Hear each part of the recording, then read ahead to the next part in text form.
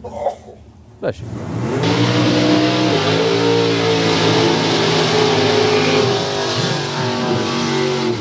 The Vega Lass herself, Karen Stevens in the Auto Glim Lane. Lovely new scheme on the car. With a lovely Karen in it. Against Dave Cherritt, number 2 and 3 qualifiers at the moment. I don't think as it stands, Dave Cherritt's qualified for Pro ET, you know. I know obviously we're not looking at that at the moment, I'm just saying I don't think he's in Pro ET. I don't think he made it. We'll soon find out when they come around with the pairings and everything else as well later on today, but I'm pretty sure he didn't get in. Now, for all intents and purposes, it looks like Karen's car died on the line, but as Karen charges to the top end, it's going to be pretty close. It is, look at that, 10.95 and a 10.96. Notice the speed difference is rather different. Sizable. Good runs for both. Nicole Parker and Lee Morris. Lee Morris with the green with MV Jag. Nicole Parker trying to put in a run the right side of the number. The closest she's got is a 10.81, I beg your pardon. The car obviously very capable of going too quick. Yeah, they had a bit of a headache last weekend at Dorslands. Actually got one of their slicks punctured and had to get it fixed on site, which they managed to do. But obviously no issues this weekend at all.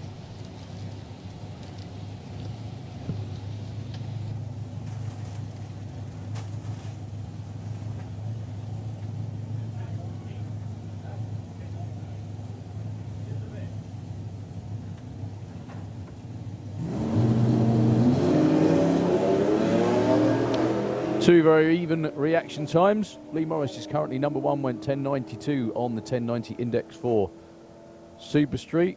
Can Nicole go the right side? Nope. About a tenth of a second quicker again. 10.93, nicely done for Lee Morris. Last car in the class, Al Medley with the Olds timer. Boom, boom.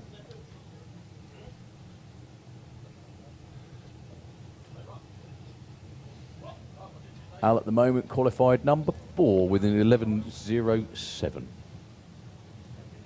He's done pretty well in Pro ET actually. He's in the about the top 8, I think. In, is that right? Pro, yeah, done very, very well indeed this weekend. So we're having eliminations today and tomorrow for these? Yeah, we down to, if we can get them down to 8 by no, I mean for Super Street. That, I'm not 100% sure. I think that's going to be another qualifier. 11.15 for Al Medley. Right, next up then it is Top Speed Automotive Street Eliminator. These cars are totally street legal. And to prove it, they'll be going out on a cruise later on today. That's right. Now, obviously, these two are the more stock appearing, or two of the more stock appearing cars. However, there are a bunch that aren't, let's put it that way. They are much more off the wall, shall we say. Adam Charney from Middlewich with the Chrysler Crossfire. He's having a good time this weekend, but unfortunately, as he described it himself, after that rain last night, he had Lake Tahoe outside his caravan. I saw him paddling around in it, trying to clean the car. Against Nick Hale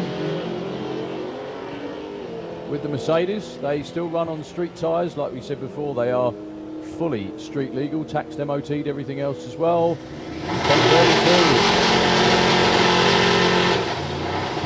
12.53 for Adam. Don't adjust your sets, folks. Yep, that is a massive pickup truck in the Coldfire Lane. That's Nigel Hale. And the engine in this, it produces somewhere in the region of 16 to 1700 horsepower. It is insane. However, it's trying to shove something down the racetrack that's about 3 tons with a barn door on the front of it. Yeah. Taking on Carl Goldsmith. Carl hasn't actually got any lap time on the board yet so far this weekend, unfortunately. Yeah, he's had engines out and putting different engines in, all sorts of mechanical issues this weekend, really trying so hard.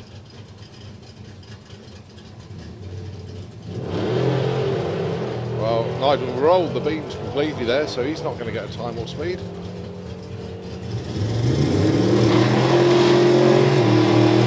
Well, Carl getting a weave on. And he's in. Excellent. Very, very good speed as well. 132 miles an hour for a front-wheel drive. Very standard-looking Golf. Yeah, he needs to go quicker than 13. Yeah, no, 50. Yeah, he's in. He's in, so yeah. Good news. Well, up next, this is the issue we were having yesterday, folks. Obviously, big burnouts are very cool. However, when we don't have, well, we do have a breeze, but it's blowing down the racetrack. Yeah. So it tends to hang around a bit. For the first time ever, Martin Hill had to wait quite a long time for the smoke to clear. So, Snow White down there, Cirque Motorsports. And Graham Smith on board in the cold fire lane, looking for a 9-second run, hopefully. I'm looking for the nitrous purge. And number one qualified moment, Martin Smith with the Bentley. Unfortunately broke the tyres loose around about 100 foot again. Damn and blast, say the crew. Let's see what Graham can do. Let's go, 1, 2, 3.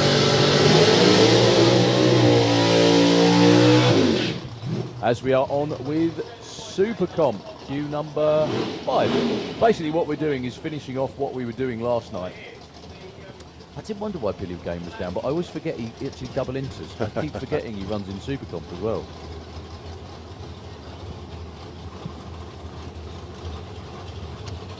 So rolling up to the line is Stu Doiney, currently number 3 qualifier, taking on Paul Letchford with the Roadster, the blue car in the Auto Glim lane.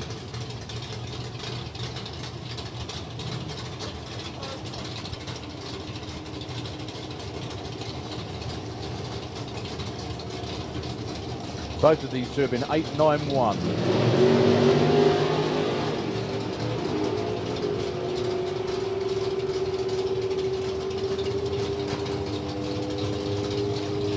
Oh, 8.91 again. Well, Stu actually rode that one, but that slight improvement.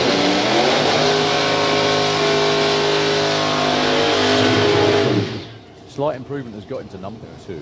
The best thing, a way to try and understand what these drivers are doing, get your stopwatch on your phone or whatever and try to see if you can do 8.90 seconds. In other words, hit start and then hit stop. And see how close you can get. And they're trying to do this on a quarter-mile racetrack by judging the finishing line and the tuning of the engine and everything. You're just trying to do it with a stopwatch. And I tell you what, these guys will hit the number more often than you will. Yeah, and they have a mechanical animal that's doing it with them as well, that doesn't always want to behave itself, shall we say. So, Billy, I think it is his first run in Supercomp.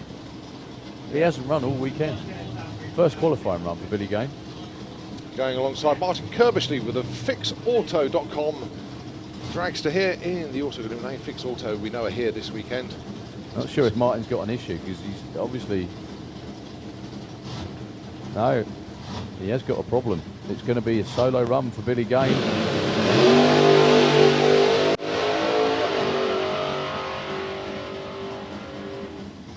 Lifts off the throttle to slow it down.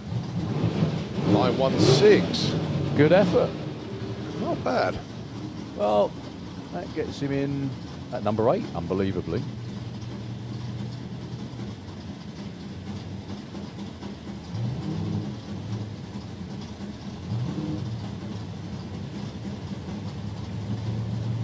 Not sure what the issue is, but obviously Paul's shaking his head.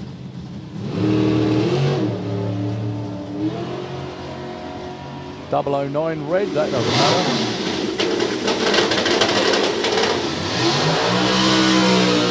.907 156. Pitched up some speed at the end there.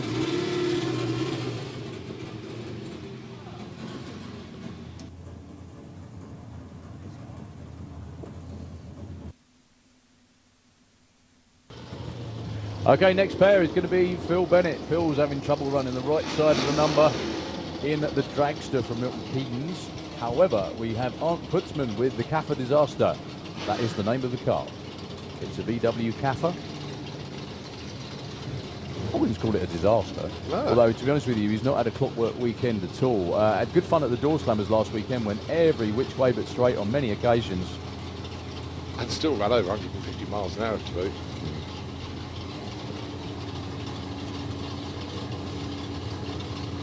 So let's hope he's got sorted the issues which he's had so far.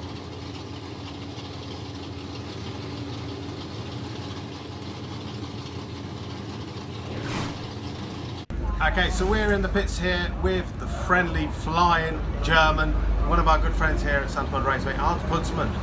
Hello. Now you've come all the way from Germany and you were here last weekend at the Door Slammers event. Yes. How did you enjoy that? Yes, I enjoyed it. It was a very great event. The weather was very fine, but my chassis not working so well as I. The chassis worked not so good. Okay, no, that's fine. If you were tuned in on the live feed last weekend, you'd have seen Arndt Putzmann there. He was launching. First launch, second gear was wheel hopping, which turned into a great photo. 4 wheels off the ground, still driving and smiling. But this weekend you're in Super Comp, which is an 890 dial. Yes. Anything else you want to explain? It's a heads-up bracket, isn't it? It's a header braking. We must drive the quarter mile 8.9 seconds, exactly to the 8.9 seconds. And I drive with many other cars, with my small Beetle, and in my class Super Comp. I'm the only 4-cylinder car. Okay. I think so. Yeah. And the rest is 8-cylinder big blocks and small blocks. Yep. Door cars, dragsters. Full dragsters, genau. And I'm in my small door slammer. Maybe hope to drive near to the 8.9 and shock the other guys with his cars. Yes, that's it. Okay, so we're going to be following Arndt all weekend. Make sure you're tuning in live on Santa Pod TV. Okay, so we're in the pits here with the friendly flying.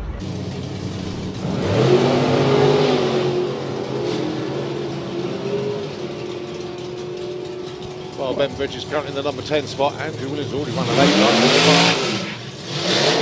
And no help either. So 8.99, not bettering his 8.91.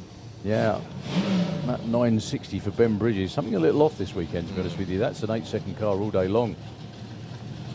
Okay, 2 side-by-side slingshots come out for a bit of fun in Super Comp this weekend. Darryl Howes in the Autoglim lane with the chemical reaction, and taking on Steve Field with the Black Pig number 2. Now, both of these two have run well under the 890 index. They both did it yesterday, didn't they? Yeah. Actually.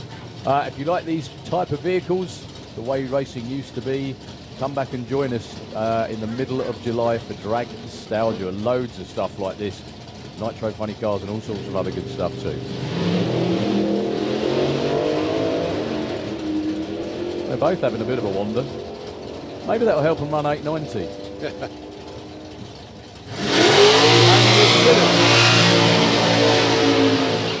Steve Field going every which way but straight, still goes 868.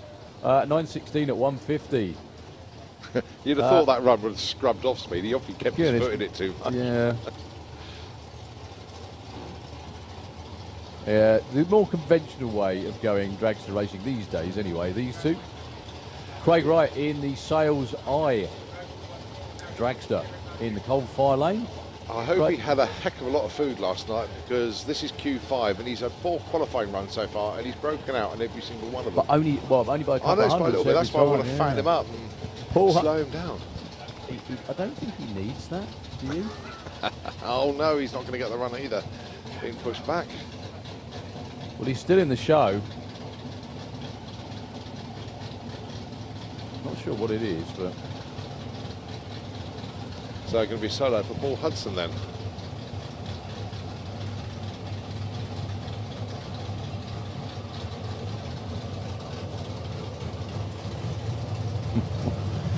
Just to show impartiality beyond question, Chief Starter Ian Marshall just shut the guy off that helps his daughter out in Junior Dragster. Yes.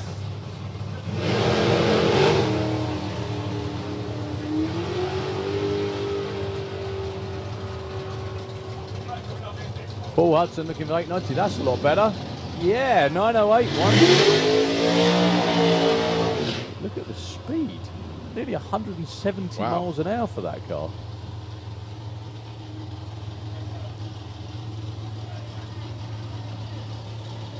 Right, this is Leia Kellett.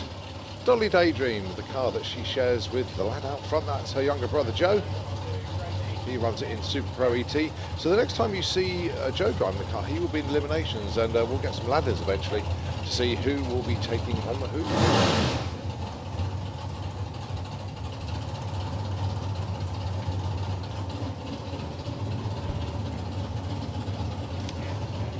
So Leah has very, very quickly got the hang of racing in Super Comp with this car, with the family dragster. That's Dad Pete out front. That is the whole family down there. It is. Mum, Dad, and their adopted lad Spence.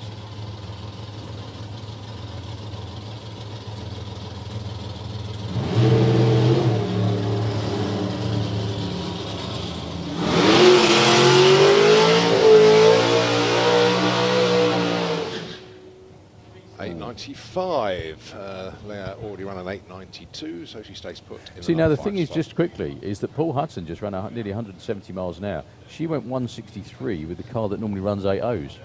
So Paul Hudson has got a rather sizable throttle stop in there, I should think. We've got Super Gas up next. No, it can't be. It's got to be Comp. No, Super Gas. Gas is already round. Wow.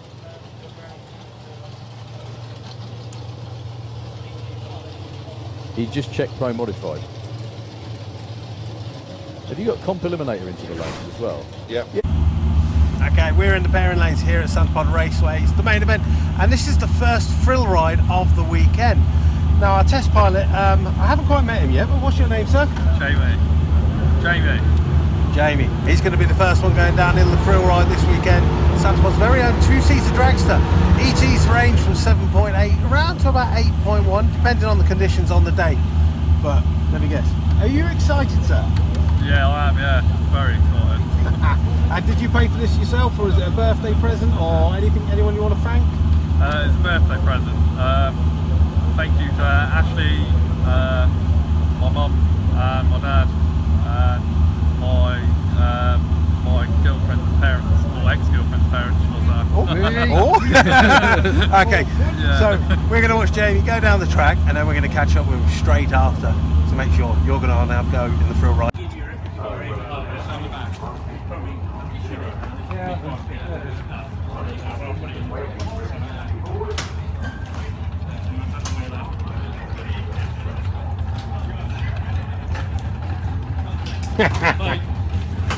Straight into it. Right, you're a tall lad now, you're not in there. I'm going to need a long arm for this. Check out, right. We're back in the pits with Jamie, who's just done his run in the thrill ride. Yeah, it's good fun, I know that, but please tell us your experience and how that felt as soon as this car's gone by. Crazy. Absolutely crazy. Mental. That's Best it. thing I've ever done. Brilliant. And at any point did you look at any of the gauges in the car, or were you too busy just screaming? Too busy. Sure, Brilliant. awesome. And obviously, would you recommend this to anyone else as a perfect birthday present or whatever, just a present to scare the living bejesus out of someone? Yeah, definitely, for sure. Anyone who wants a decent present, get that for sure. Amazing. Absolutely amazing. Brilliant. Okay, thank you very much, Jamie. Well, enjoy the rest of the weekend. Yeah. And yeah, you're going to get some stories to tell everybody. Yeah. Right, that's the thrill ride here at Santa Pod Raceway.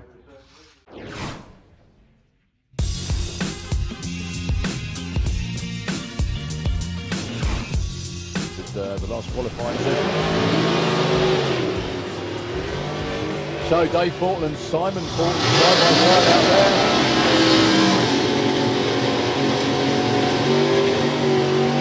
Oh, Dave Fortland up to number 2, 990 with a 0.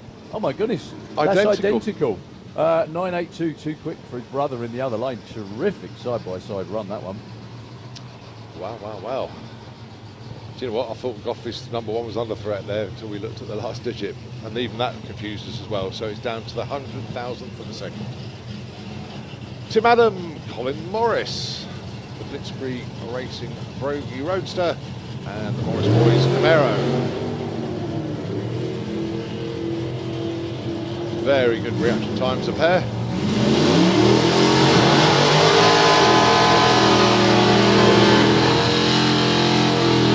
A little bit too quick there for Cole, and a little bit off pace for Tim, a 987 and a 1003. Up next, John Breakout Turner. I never thought I'd call him that, but I'm quite glad I can. It's day 3 of racing action, and JT still going strong, down in the 9.3s these days with the Greenfish Barracuda. Needs to slow it up a little bit to run the 990 number. Ronald House with the handyman from the Netherlands out there in the coal fire lane. Had a hell of a time getting here, broken down on truck and all sorts of things. But he made it. And he will be in eliminations.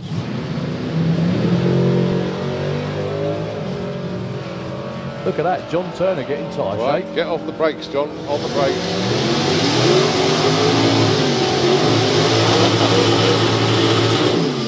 10:01 for no help for either. Ronald, no help. John Turner, huge breakout.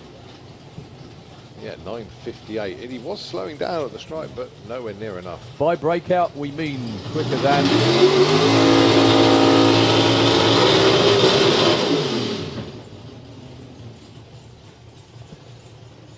Tim Moore with Tim's Toy. This is the 1967 Chevy Nova. Currently in the number 30 spot with the 1006. There's always some smart ass out there, isn't there? Look at that. Yeah, but it's only to 2 digits. Come Well on, done. see the Yeah, rest of it. come on, Jenny. You didn't send me the last number. You put 8.9, but you didn't show me the Yeah, zero. it's cheating. And how many times did you practice doing that? Anyway, good morning, Jenny, Ashley, and all the rest of the gang, Matt and Emma as well. Hope you have a lovely day out there in the sunshine. Just get the calculator and go 8.900. Yeah, take a screenshot photo that. of it quickly. That's well Just cheated. do that next time. 08 light for Tim. Either that or that girl needs to be in a race car.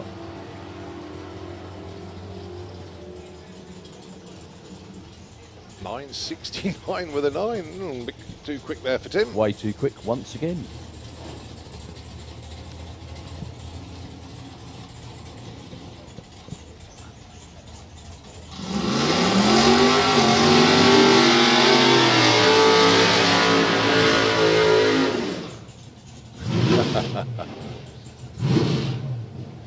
Gilles Perrichou from France with this 32 Ford Roadster. I think he went way too quick yesterday, didn't he? Slightly. And going alongside the Professor, this is Brian Pateman. He's in the number 8 spot with a 995. Yeah, the run for Gilles may not count this time, actually, because as Todd pointed out to me, the superclasses are not allowed to burn out over the start line, which is what he just did.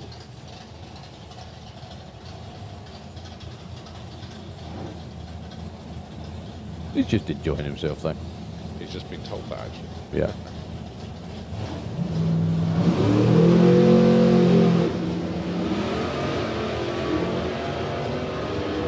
Yeah, Dave's trying his best pigeon French.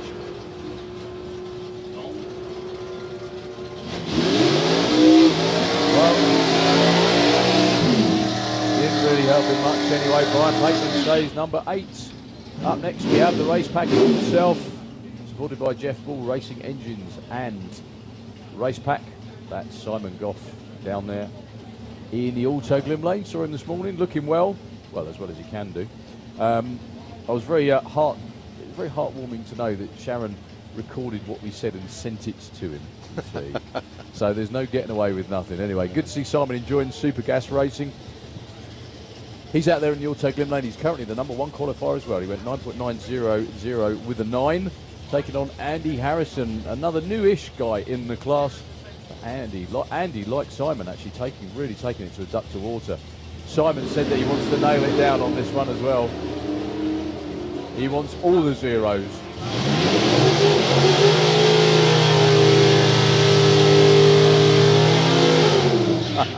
$9.87 for Andy Harrison, $9.97, 152 for Simon Goff. He's still number 1 qualifier. Lee Huxley with the Dark Horse Mustang, going alongside Stefan Raffeltrap with the Chevy Nova.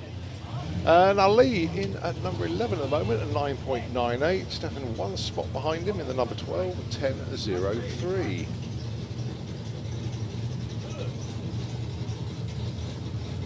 Now, I know we mentioned it before, but the Team Dark Horse Lee behind the wheel last weekend at Dorstammers won the OCS Group Big Bracket. And courtesy of that, it's a very nice £5,000 for the win.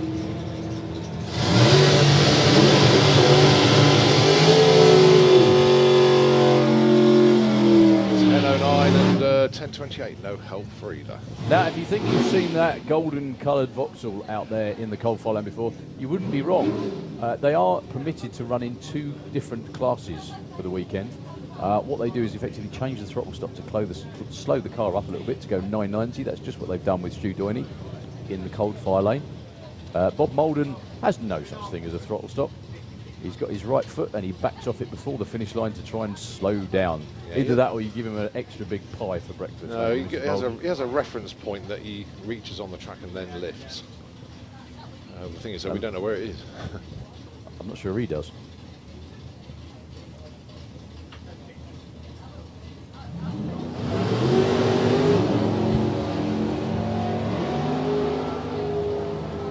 So it looks like Stu's dropping behind, but then look at the catch-up speed of Stu. Brakes on at the finish line, 992's a pair. Bob Molden stays 6, Stu stays number 7. Look at the speed difference though. 155 for Stu and 106 for Bob. His reference point was obviously spot on. Yeah. Taylor Letchford, he's currently the number 4 spot, 9.904. Ford 2017 Roadster.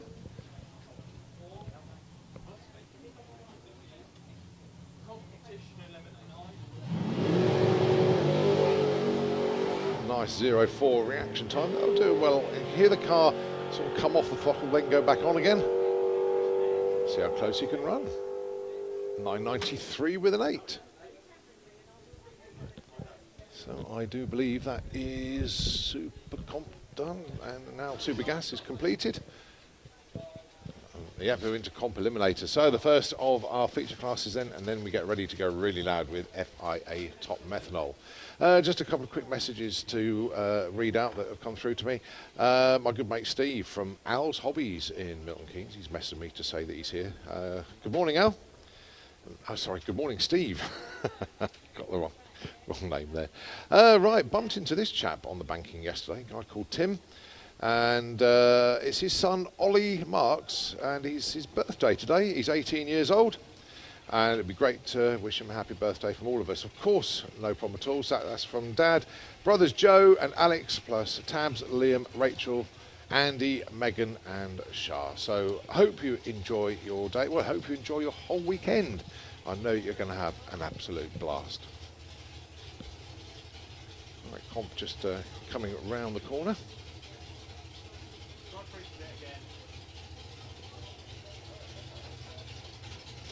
Just had another message come through instantly.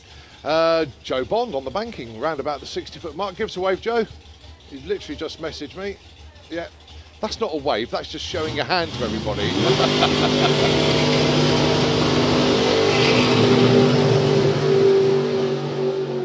All right, we look forward to seeing Joe Bond and the Slingshot Dragster taking part in Dragsters. So Joe and Mel and everybody there, a very, very good morning to you. And anybody that knows me as such, send us a message, and if we get a chance, we'll read it out. But shout out to Joe Bond there. Rob Smallworth with the Chevy Bel Air. Now, he can run as hard and as fast as he likes. Don't worry about the numbers you see on the scoreboard. That is just an index for super modified. The idea being you go as quick as you possibly can. Rob has been in the mid-5s with this, mid-7.5s with this car. It's a 55 Chevy Bel Air. Sporting a 529 cubic inch motor.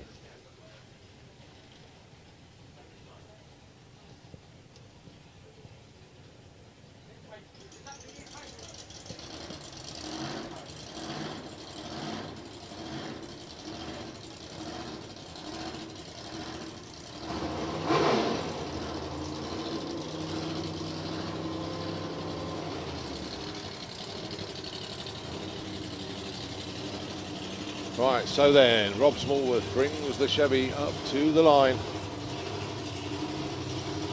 This really does launch hard. Can get out the groove a little bit, but if he can get it one nailed here, expect this car to fly. He's run a best so far this weekend of 8.10.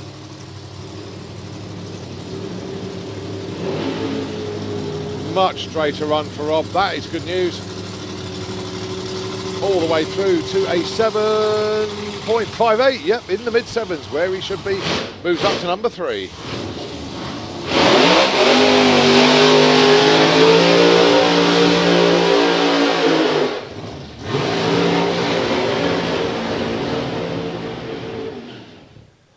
is the Chaos Brothers Robin Orthodoxu, the 27 Ford T-Altered, going alongside Florian Rubel from Germany, the 98 Ford Mustang, the Skull drag racing team car. Now Robin having a real good weekend actually, 7.14 his best so far. He is in the number 5 spot. Florian, his last run actually did his burnout, couldn't engage reverse and literally just went straight to the end of the track and turned off. So lost that run, but this time no such issues. So far he has run a 7.51 and he is in the number 7 spot.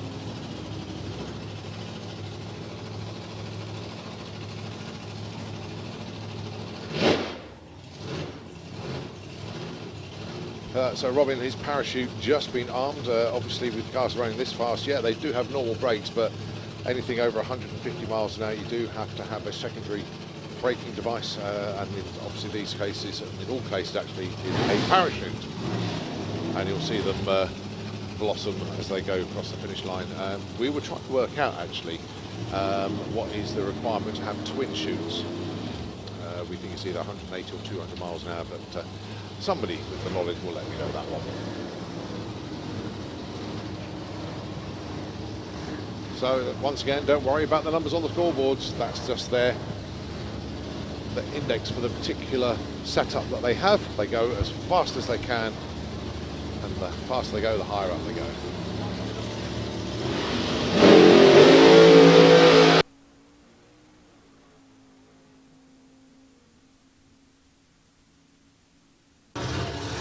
.790 and Robin backing off to a 952.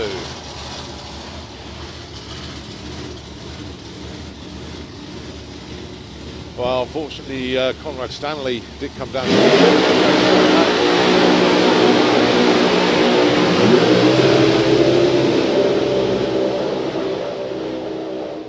Oh, proper burnout there for Belinda Bull with the pickup. Going alongside Chris Orthodoxu, a pro mod racer in waiting. Chris yesterday was rather happy with his run. Those of you that heard the top end interview with Daryl, his first ever 6-second pass, and boy oh boy did he burst his way into the sixes with a 6.89. Chris currently number 6. His index is 7.16. Belinda Bull with the Chevy S10 pickup 7.49. Belinda currently in the number 2 spot, her best a 7.07.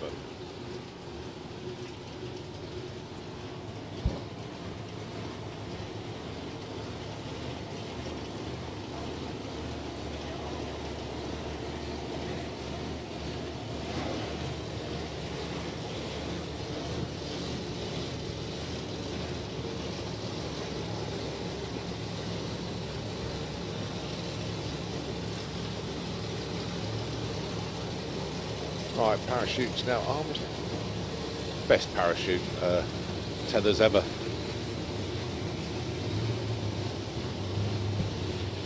So this is Chris Orthodoxy. You just saw Robin Orthodoxy go through with the altered. So this is Chris, the Apocalypse Dodge Viper.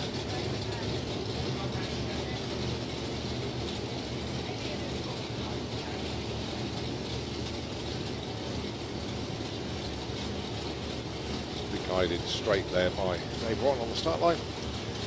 Okay, so 716. All quicker please for Chris Orthodoxy. Belinda 749. All quicker please for Belinda Bull.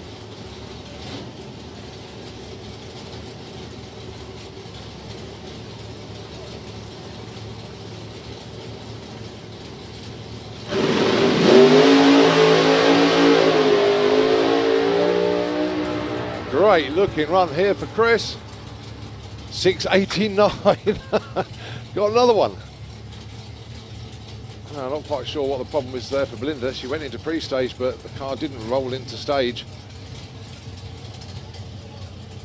And looks like she's now shut off as well. So 689, nice one there for Chris.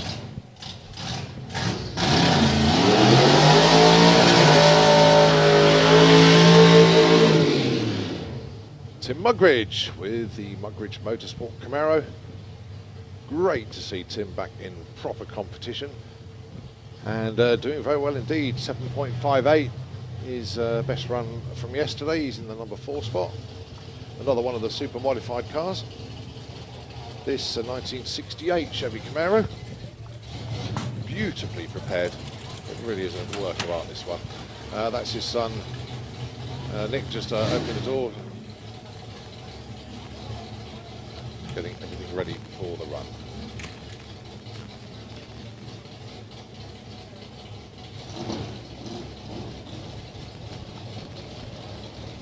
The little, this wasn't a little push actually, but just arming the data logger, the button underneath the back wing. So Nick brings his dad forward. The last car, I believe, in last solo car. I remember if we've got 2 more underneath us.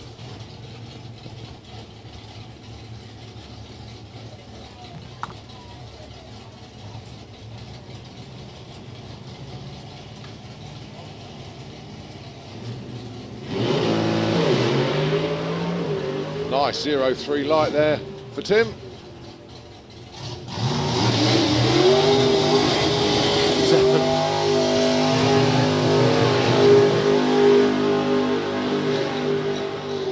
It was a minuscule improvement.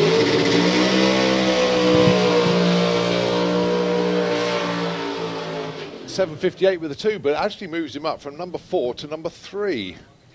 So certainly worth sticking with it on that run. Right, you've got your number 1 qualifier here. This is Andy Fredholm with the Granada Scorpio, going alongside Paul Brooks with the Mean as Hell Sierra.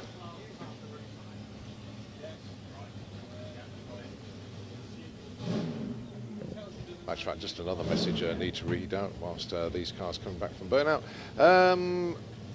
Graham Barton from ACO, my guest of the weekend, is here today. Graham, I hope you're enjoying your day, and hopefully we'll be able to catch up with you a little bit later on. So that's Graham Barton from ACO.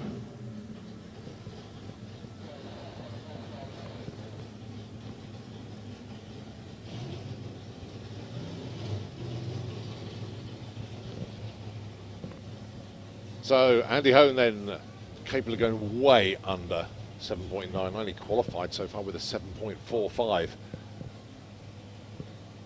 Paul Brooks has an index of 785, went 778 so far, so he's about 700ths under. I'd like to go a lot further. Purge of the nitrous.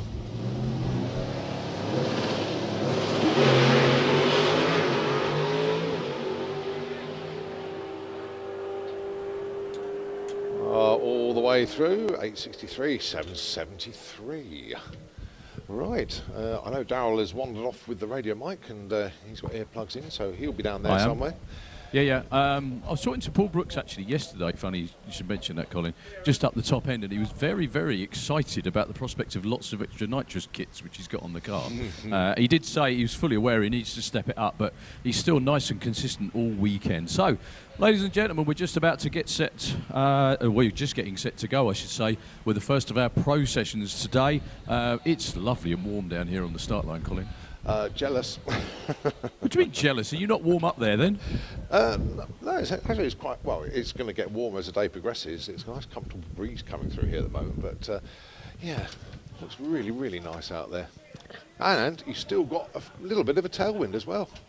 More than a little bit, actually, to be honest with you. At the moment, it's pleasant. It does help take the edge off a little bit. So, good to see Rod Harrison back down with the family top methanol dragster, as opposed to the family Ford Pop or the family funny car or whatever else it might be, and the family golf cart as well.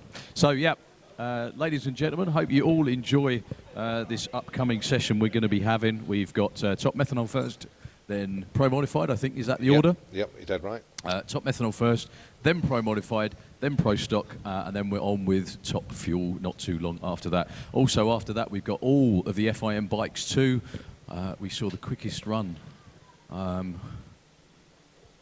fourth quickest run in the world actually yesterday for Phil Papaphilippou with the top fuel bike. So yeah, it's going to be a lot of fun. What the start line crew are doing as well, that stuff you can see down there is gold dust. It helps, there's a chemical reaction between the rubber and the racetrack, and it helps the rubber actually adhere to the track and stay stuck to it too.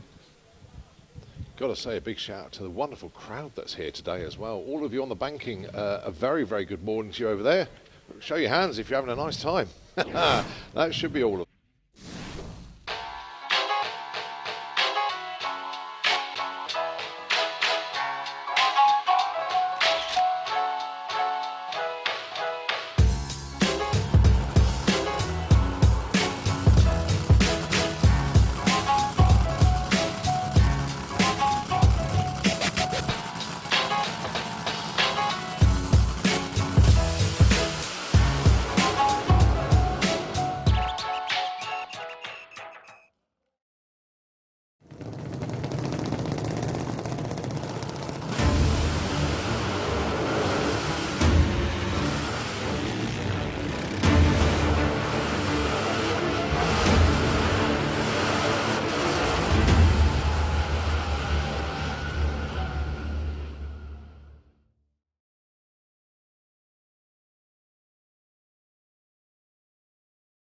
Okay, so we're in the pits here with the friendly flying German, one of our good friends here at Santa Monica Raceway, Arndt Putzmann. Hello. Now you've come all the way from Germany and you were here last weekend at the Door Slammers event. Yes. How did you enjoy that? Yes, I enjoyed it. It was a very great event. The weather was very fine, but my chassis not working so well as I. The chassis worked not so good. Okay, no, that's fine. If you were tuned in on the live feed last weekend, you'd have seen Arndt Putzmann. He was launching. First launch, second gear was wheel hopping, which turned into a great photo. 4 wheels off the ground, still driving and smiling. But this weekend you're in Super Comp, which is an 890 dial. Yes. Anything else you want to explain? It's a heads-up bracket, isn't it? It's a heads-up braking. We must drive the quarter mile 8.9 seconds, exactly to the 8.9 seconds. And I drive with many other cars, with my small Beetle, and in my class Super Comp. I'm the only 4-cylinder car. Okay. I think so. Yeah. And the rest is 8-cylinder big blocks and small blocks. Yep. Door cars, dragsters. Door car, full dragsters, genau. And I'm in my small door slammer. Maybe hope to drive near to the 8.9 and shock the other guys with his cars. Yes, that's it. Okay, so we're going to be following Arndt all weekend. Make sure you're tuning in live on Santa Monica TV. Okay, so we are here with AD Randall and the Full Tilt team. AD, can you just talk us through the Pro ET class? Yeah, the Pro ET class is a class designed for any type of car, running on an index between 9 seconds and 11.99. Any combination can go. We've got door cars, we've got rails, we've got ultras as we've got here. Anything goes with Pro ET as long as you can get within that dial-in time, which is a lot harder than what people think. And for the Full Tilt team, what is the aim for this weekend? We're hoping to get it down into the 9s, but it's likely to be low 10s. And how long have you had this car? This is its first time out in a competition. First time out, okay, so quite a lot of tweaks over this weekend then to get the car right? Yeah, we've got one hell of a lot to do this weekend to get the car absolutely as it should be, but we've no doubt we'll get it there. Okay, brilliant. Well, best of luck over the weekend and thank you for your time. Thank you. Because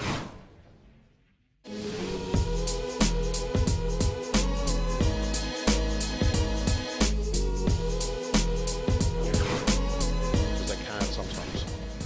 It's so rare it happens you could get a false trigger on it and it doesn't quite work. Okay, so first pair. That's right. It's going to be a solo for Rod Harrison. Yes.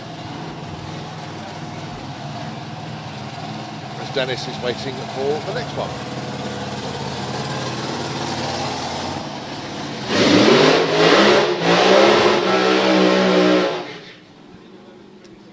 Well, he likes the idea of doing the fast rolling burnout as well, pedalling whilst he's doing it.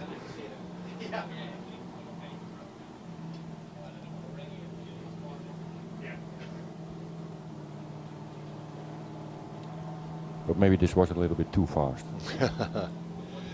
Rod is one of these guys that, I mean, he has actually reached retirement age, but he keeps saying, oh yeah, the dragsters for sale and this and the other, but he just can't seem to part with it. But I know there is a plan, and that is just to chill out a fair bit more and have a bit of family fun. Help his wife with her car. Yeah. And the dragster is still for sale, so anybody interested. Well, it's a beautiful machine. It is one of the most modern top methanol dragsters in Europe, actually. It's imported a few years ago now, but all the latest stuff. It's got, I think it's got electric motion on it as well. Yep. Got everything is correct on it. Obviously, it has to be class legal, but certainly one of the newest chassis in Europe. They tried it with a converter for a while, but that didn't really work. Yeah. So now they went back to the clutch, and well, yeah, it's getting there. The car is ready for the class.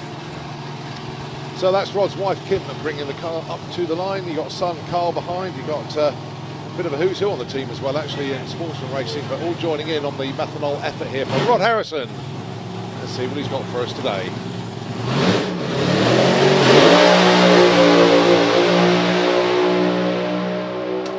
That is a good-looking run for Rod there, 6:05, 2:45. A lot of clutch slip. A heck of a lot. Actually, you almost sounded until he shifted. I thought he might have even left in second gear. Actually, no, almost after. Well, just they've got something to build on as well. Very, very good speed, 245 miles an hour. Right. And we got Dragster and Funny Car next, I think. Morning, Dick. Sorry, beg your pardon. Morning, Daryl. I didn't see you up there. Right, two classes from me. Can I have FIA Pro Stock Car into the pairing lanes, please? And behind them, can I please have FIA Top Fuel Dragster, please? Can we have you into the pairing lanes as well? So, Auto Glym Lane for Timo Habermann with the Dragster. Mickey Larson for his second stab at the racetrack in the cold fire lane.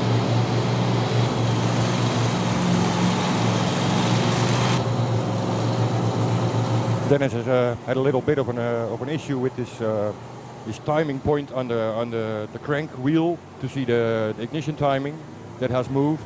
So they adjusted the ignition timing wrong. That's why he went up in smoke yesterday.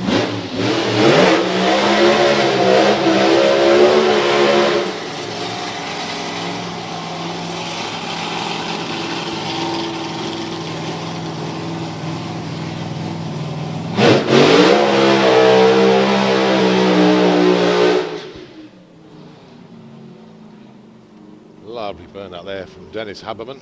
Yeah, Mickey Larson was actually pretty happy at the top end yesterday, but the damage to the car didn't look, well, it always looks worse than it is when the blower relief panel goes, and it popped the hood as well. Sounds like Mickey's engine is stalled. I don't hear it anymore. And that's what Werner was saying to the team, it stopped, and the team hadn't reacted. So they're going to have to get over there and push it back rather sharpish, because Dennis is coming back to the line and he's pretty much ready to go. So the track crew really going to have to push pretty hard. That's a heavy piece of race car to move.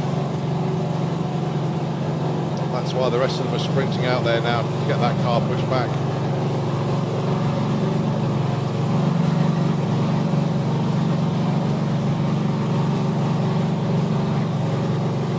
Oh, that's good. Got it behind the start line, so they can bring Dennis forward now.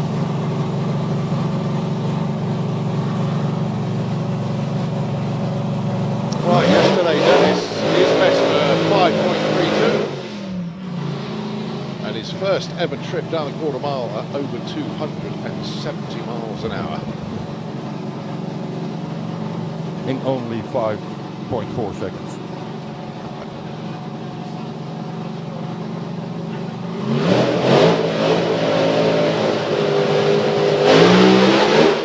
Straight into tyre shake, the revs went up, stood up on the rear tyres, and the chutes out, which to me indicates perhaps the burst panel went. Yeah. That's an automatic system that when the burst panel pops, then the chutes come out, the fuel will be shut off, and the ignition will go off. Yeah, that was very unusual. I mean, he struck the tyres almost instantly. The car hardly moved, actually. Yeah, it was pretty instant. But his brother will be up in just a couple of moments' time. We're just trying to get Mickey Larson's car moved round, out of position, if you like. Really not sure what happened, to be honest with you, for poor old Mickey. He's got a run in from yesterday, but I know obviously he's come a long, long way to do a lot more than that. So how was everybody last night, Dick? Were they all quite in a good mood? It was pretty good day, really. Most of them were, not all. They are finding to get quicker on the track. And Bruno Bader had some issues. Yeah, he didn't show for Q2 actually, No, did he, Bruno? He killed an engine again. Yeah, so we had to change to another engine. And John Webster dropped another valve. So but the damage was not so bad, so they could fix it, and they are ready to go now. What, today? Wow. Yeah. I thought they'd done a lot more than that. Wow, I can't believe that. Brilliant news.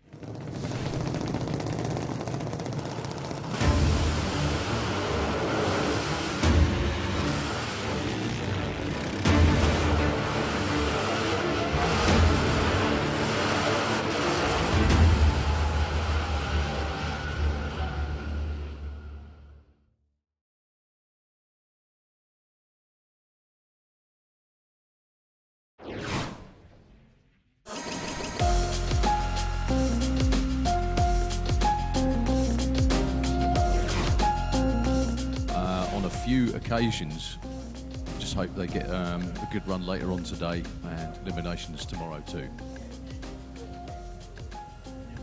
So you help all these teams out, Dick, obviously with all the MSD, the ignition and all the other stuff as well. Data loggers, yeah. Sorry? And data loggers. And data loggers as well. Data recorders. I mean, you can't help think that that is one of the reasons one of the main reasons as well for the advancement and the improvement in elapsed times, because data and everything is one of the most crucial parts, isn't it? Yeah, that's the most important part, yeah. You can have power, but if you don't know how to get it on the track, you don't need, well, then you can not do anything with that power. So you need to cool it down or tune it down or change the clutch settings. That's all the sensors you can see in the data logger.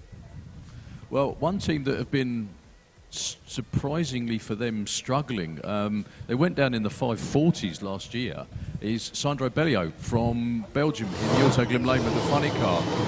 Any idea what problem? I mean, they just can't seem to get hold of the start line. No, that's actually the only team that doesn't use my service. So I don't know what their issues are. I think they have their own brand of recorder. I don't really know.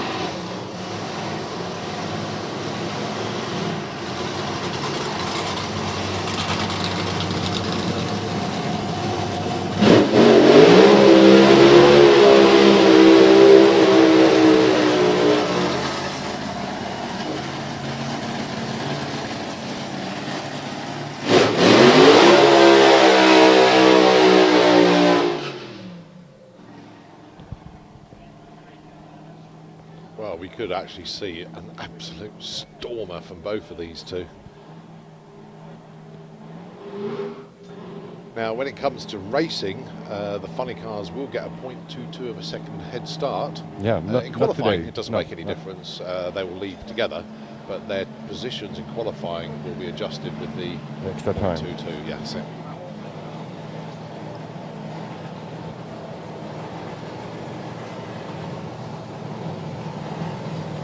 Oh, Danny Bellio used to drive this car. Drove it very, very well indeed.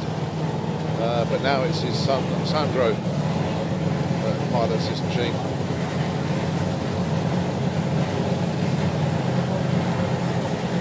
All the way from Belgium.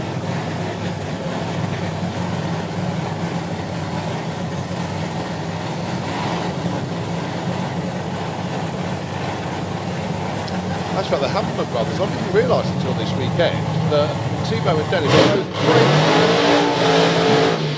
both crane drivers. Yeah, I didn't realise that's what they did. That's Werner's shop. Ah, right. It's his own shop, the Haberman Kraandienst. And they both work, it's a family company. Right. With a lot of big machines they have.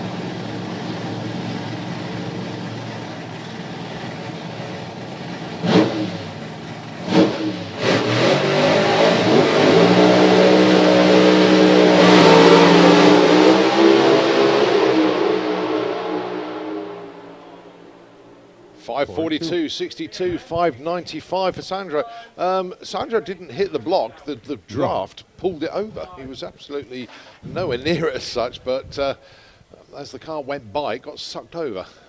Yeah, I think Werner and Timo and the gang were looking for more than a 5:44 at 2:62. Don't get me wrong, that's still a pretty stout run. Yeah, but they had a lot of shake off the line. Yeah, it's still an awful lot of tyre shaking. What we're talking about, folks, just to explain, if I can do it before the next pair come, these big slicks on the back of the race cars, what happens is instead of, they need to slip a little bit to start the wheel speed going. If they just grip, I don't know another way of describing it. Basically, they scrunch up, and then what happens is they run over the lump at the front of the tyre, and you can see the shake marks out there around about 60 foot for Sandro. If you're sitting in the grandstand, you can see the ones in Timo's lane as well, and it's something that happens on a pretty regular basis, doesn't it, Dick? Yeah, absolutely. Yeah, that's the most difficult part on tuning a car, or actually the chassis. You have two types of tire shake, a weak shake and a high-speed shake, and well, the issue is to find what you have. Exactly. Yeah. And it's one of those things it's a nightmare to try and overcome, because if you put too much power in, you spin too much. Not enough, you shake. So next up in the funny car in the Autoglym lane, Jürgen Nagel from Germany taking on one of the old guys, but a very good guy indeed, Johnny Lag from Sweden with the A fuel car. Very friendly. His son is also racing.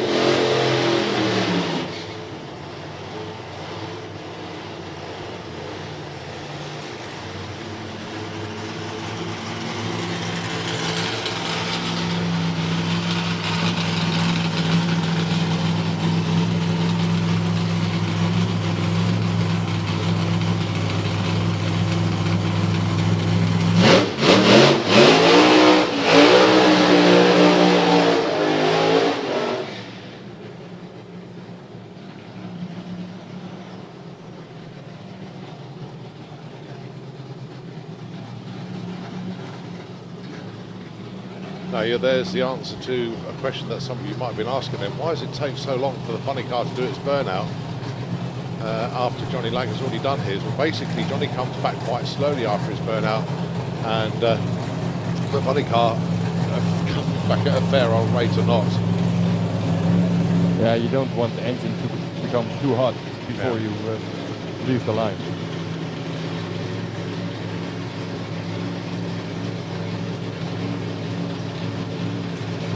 Right, so Johnny Lag pretty much ready to go. Little spray of the de-icer onto the injector scoop. Obviously, methanol, a very cold burning fuel, can actually freeze the injectors closed. And of course, we hit the loud pedal, no fuel, no air goes in, all fuel, and all sorts of problems. So Jürgen Nagel then, currently in the number 4 spot. Johnny Lag currently number 3.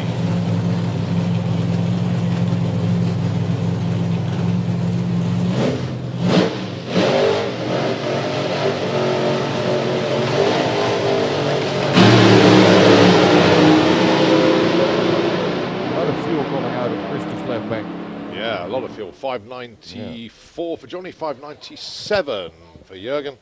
That was very easy to see why, unfortunately for Johnny, he ran 5.9, dropped a cylinder or two off the start line, which meant it wasn't firing. Always the difficult thing to do with the injected nitro cars, trying to keep all the cylinders lit all the way down the racetrack. Yeah, there's so much fuel going in, and if it starts missing sparks, then it won't fire again. And it will even steer the car to the other side because of the thrust that's coming out. Right, we get ourselves ready for Pro Modified. Bjorn joins us in the tower. And who we got up first? Bobby Wallace. Yeah. I thought it's a deal for Darrow. Now, until I spoke to him yesterday, I wasn't aware that Bobby and the team actually had, it's not a new engine, it's the same engine, but they bored and stroked it out to be bigger. And by definition more powerful. Going to be taking on Jean Delemont with the nitrous Camaro as well. So side-by-side nitrous cars for this first pair of FIA Pro Mod. Jean was very happy yesterday after his run. Finally had a full pass engine without problem.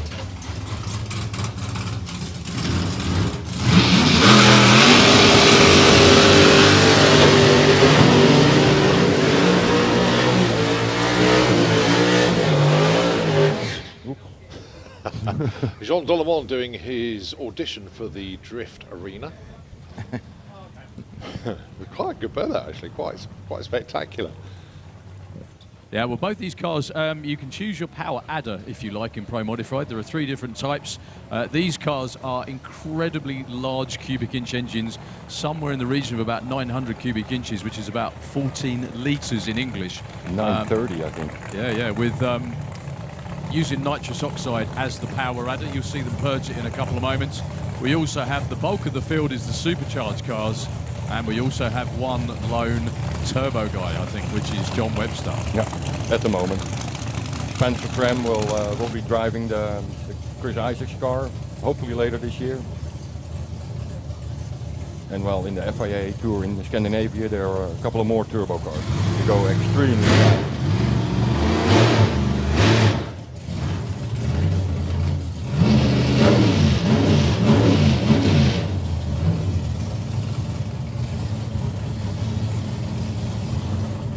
So Jean Delemont, the Bad Apple Camaro from the very most southern part of France, almost into Spain, and Bobby Wallace from just round the corner in Bedford. He, of course, in the Willis.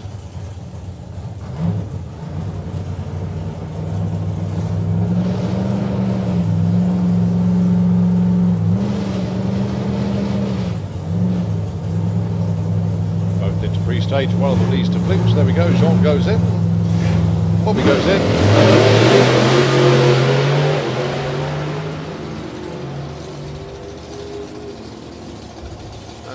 Bobby a 711, a 689 for Jean. No improvements actually. Yeah, Bobby already ran a 705. Actually looked like it was almost in slow motion. Yeah. Talking about not slow motion, Marcus Hilt coming round. 2 Corvette guys just for you, Bjorn. Wayne Nicholson in the coal-fire lane for the UK with the Lucky Devil. Marcus Hilt, the finalist from the Door Slammers last weekend. Yeah, Wayne, really good.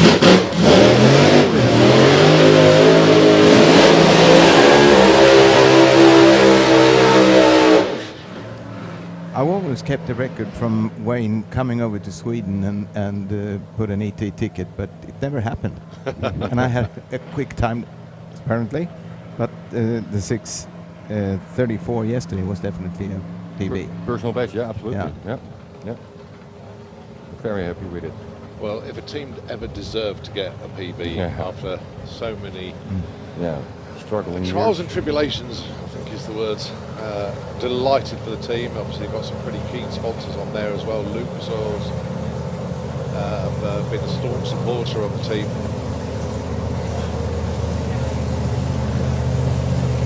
And of course, Route 62 on the roof of the car, new sponsor for this year. Wayne wanted to make sure that they got a good mention as well.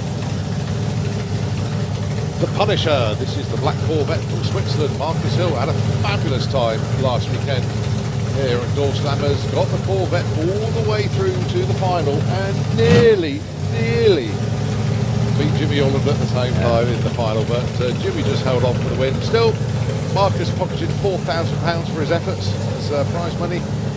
Not bad. Nice little bonus. Not bad to get for a test weekend. Yeah, come testing and win £4,000. There we go.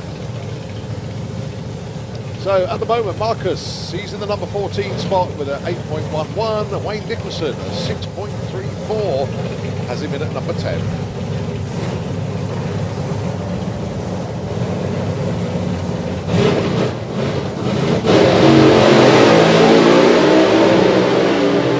Well, Wayne Nicholson off on another arrow straight one. What we got this time? 6:38. Wow, they got a fantastic car this weekend. He's certainly got a race car again. Problems for Marcus Hill, only a 10-second run, 6:38 for Wayne. As of 24 hours ago, that would have been a PB. Yeah. So Bruno Barder rolling around with the Gotham City Corvette. Bruno hasn't had a great couple of weeks, unfortunately. Taking on Norbert Kuno.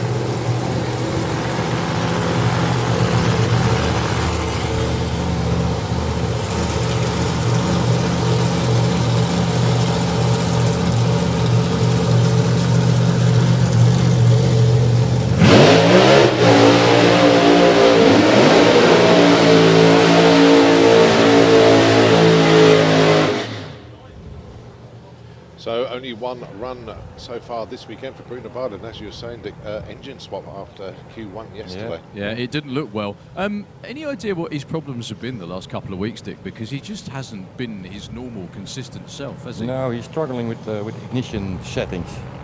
There's a box in it, works with a crank trigger. There's a pickup on the crank, and with that you can increase ignition or take out ignition, take it out straight after the launch if you let go the trans brake or somewhere in the run when shifting, and he's just struggling with finding the right setting. Too many adjustments to be made. Yeah. Did he ask any advice from you? Yeah. We'll go and check it now after this run. Good to have you Hopefully here. it will stay alive. Yeah. But he didn't take out enough ignition yesterday, so it was detonating, and well, that cost him an engine.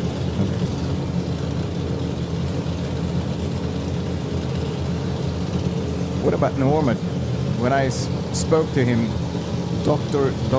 Norbert Kuno, yeah, and he said he's trying a new setup for the car, for the chassis, or for for the four-link setting. Okay. He's helped by Adam Lambert. He does all the NHRA Pro Stock cars, and I think 90% of the NHRA Pro Mod cars, doing all the chassis settings and the shock absorbers and all stuff like that. He's a real professor in that. Last year he was here with Norbert, and he also helped Andy Robinson with the settings.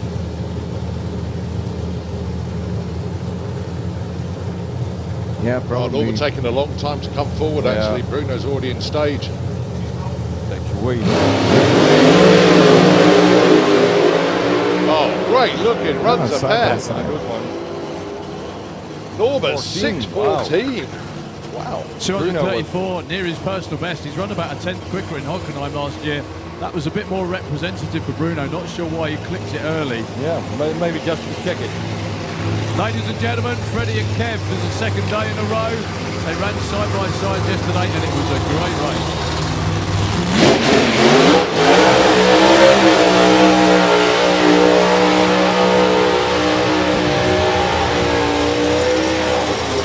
Praise the room for Freddie Fagerstrup. It's good.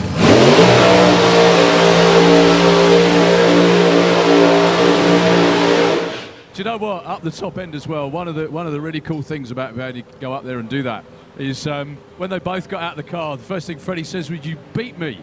Right? He wasn't impressed in a joking way, of course. But Freddie and both Kev, they desperately want their 5-second runs. Freddie was in the 6.0s yesterday, Kev in the 6.1s. Do you reckon it'll happen this time, Dick? Well, the weather is, I think, the issue today. Well, might be. This round. I had a little chat with the older brother, the Anders, Jürgen, and he said if that car goes straight through the first gear, we'll have the first 5. Yeah. So the problem has been to calm the driver down a little Calm bit. Freddie down. Okay, good luck. Well, so far these two are 7 and 8.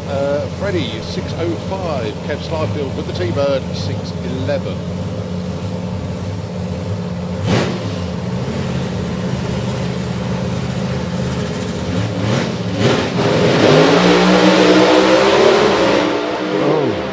Kev Slyfield's on a good run here. 6:10. Oh, wow. A new personal best. And Kev Slyfield. speed as well, I think, to be honest with you. 6.1, as close as you can get to running the 6.0 without actually running the 6.0. So, well, 3 consistent runs. Well done, guys. Very happy indeed. Freddie, as usual, losing parts on the way to the all end. over the place, and something came off the car, and so it, and He's it's still trying there. so hard to run that 5. Oh yeah, So hard. yeah, that's a real border to go. Next up, Andy Gus Robinson from the UK with the NGK Anger Management Camaro, taking on Yanni Eriksson. All being well, 2 5-second runs coming up.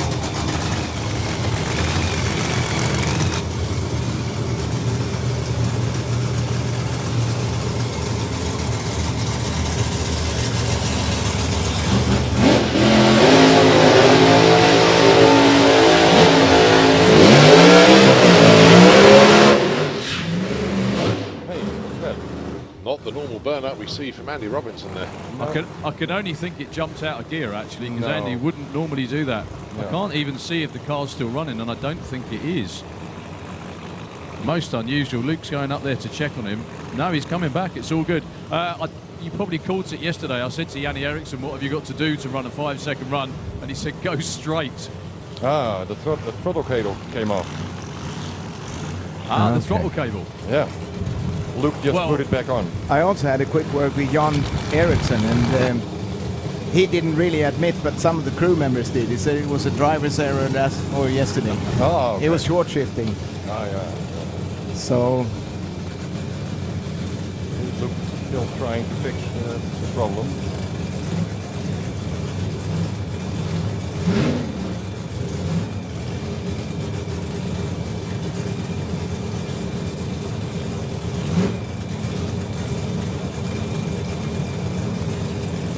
And with Andy, like you said yesterday about the new shape of the car, 2-inch Yeah.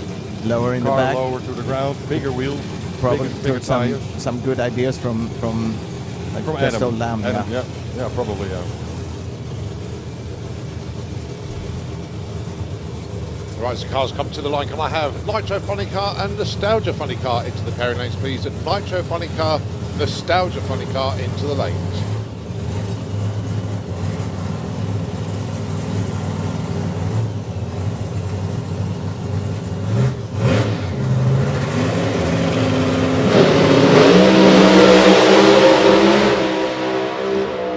Andy Robinson runs a 6:04, 241 miles an hour. Team shaking their heads. That's 3 6-0s in a row, but I know they're looking for more than that. A big speed again at 241 miles an hour. Yanni Eriksson with tyre shake, unfortunately, but they all just want that little bit more every time.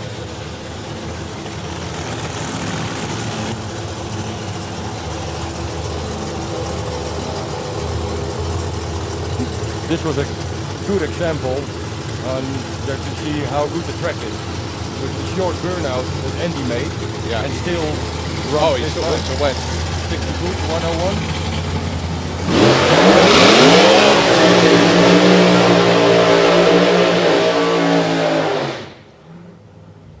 Now, Dave Vector currently is number 3 qualifier, I think, with the 593.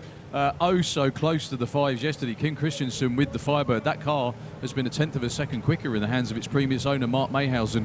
And the good news is for you quick door slammer fans, there's a couple of Mark's crew here helping him out, Yeah, two trying of to them. get him back down to that. Yeah, Jerry's here helping him out. He was so lucky yesterday. I was standing down at the top end and I could hear an engine come past very fast, and it was pretty obvious he hadn't got the chutes out. He just got it stopped in time. No, the chutes go out with an air system, and that was stuck. So just didn't come out, and it was stuck, so he couldn't open them manually as well. Okay, no. So- I heard so about a we tried. mechanical problem Yeah. in the system, because it really surprised me with the automatic system Yeah. in use that it didn't came out. Connected to the safety device. Oh yeah. Well, it was just stuck.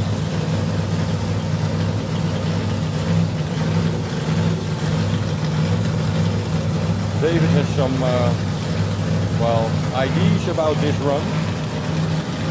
He had some settings in it, so I'm really wondering what's going to happen in the left lane. Could be a surprise.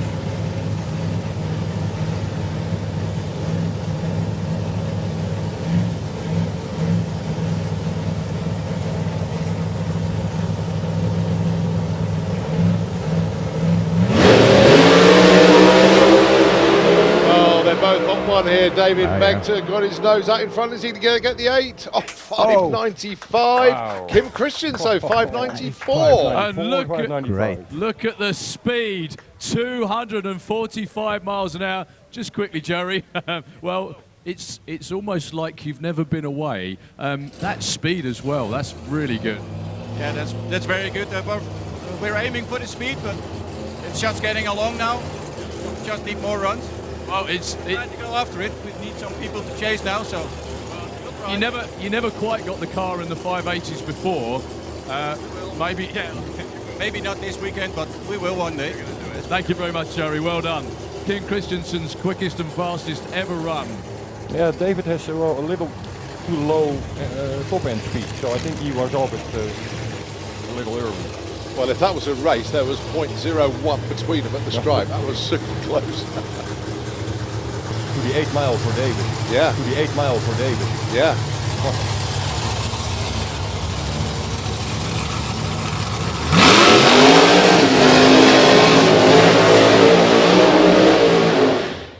Well, these two are number 1 and number 2 qualifier in Q1. It was Jimmy Ulland with a 591 with a 5. That was ahead of Mickey G, 591 with a 6. But then in Q2, it was all Mickey G, 5.868. And you said as well, Dick, that was with tyre shake as well. So if you can calm it down a little bit. The European record is 5.83. That was a track record yesterday, wasn't it? On an official event. Oh, yeah. When I talked to Mickey, he said, I mean, you always keep us very short and excited, and we never know. And you have the right moment very often to pull the rabbit out of the hat. And he said, well, we were expecting rain today, so we had to do something yesterday. Oh, yeah. So now what will come?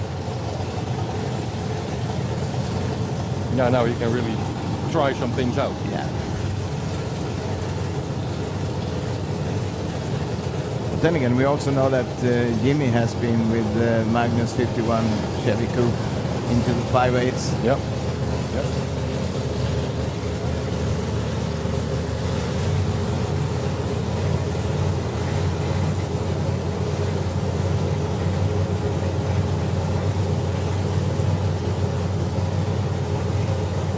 So Mickey G for Sweden, and of course his compatriot, Jimmy Ulland.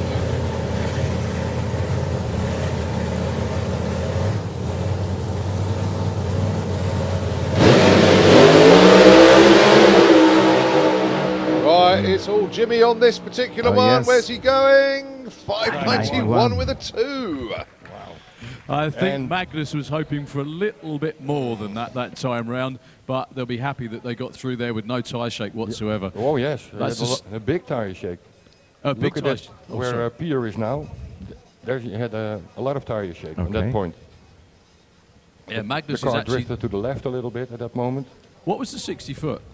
0.97 for Mickey and 0.98 for Jimmy. Yeah, pretty much. I think pretty much where they want it to be. Yeah, it was still chattering a little bit. If they can calm that down, they won't have every problem at all. They got one more qualifying run today. Congratulations, Magnus. A little bit quicker than yesterday, but I guess you wanted a little bit more than that. Yeah, we really did. Think that we could sort the car out a little bit better to these track conditions, but at least we're in the right direction. So, and again, the crowd here, fantastic. Yeah, I know you enjoy coming here, don't you? I mean, you've been coming here for a long time, haven't you? Really do, because this is definitely one of my team's favorite tracks. You know, we're always friendly and welcoming here in the UK. So It's about time you won here as well, then. Apart from last weekend, obviously. well, you had. Well, I think so too. Yeah, definitely. Good luck for tomorrow, sir. Thank you. Magnus Pettersson, everybody, crew chief and car owner for the old 51. Right, just a quick one for me. Can I have from the bike classes, FIM Europe Pro Stock Bike, please? Can we have you into the lanes? I've already called Nitro Funny Car and Nostalgia Funny Car.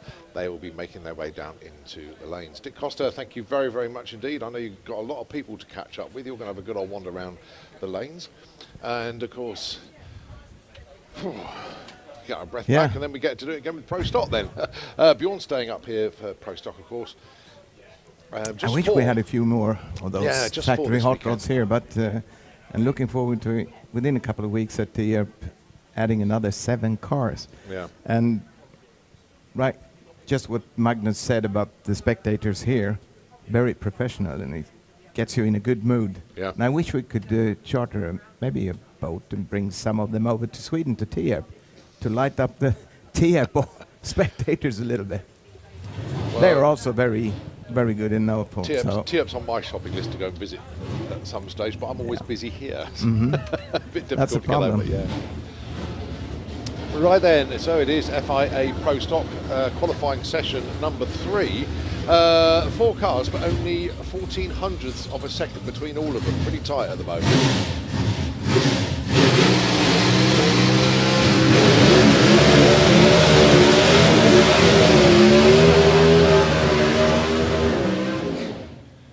Probably the most technical cars to drive on a racetrack. There's so much going on inside these cars.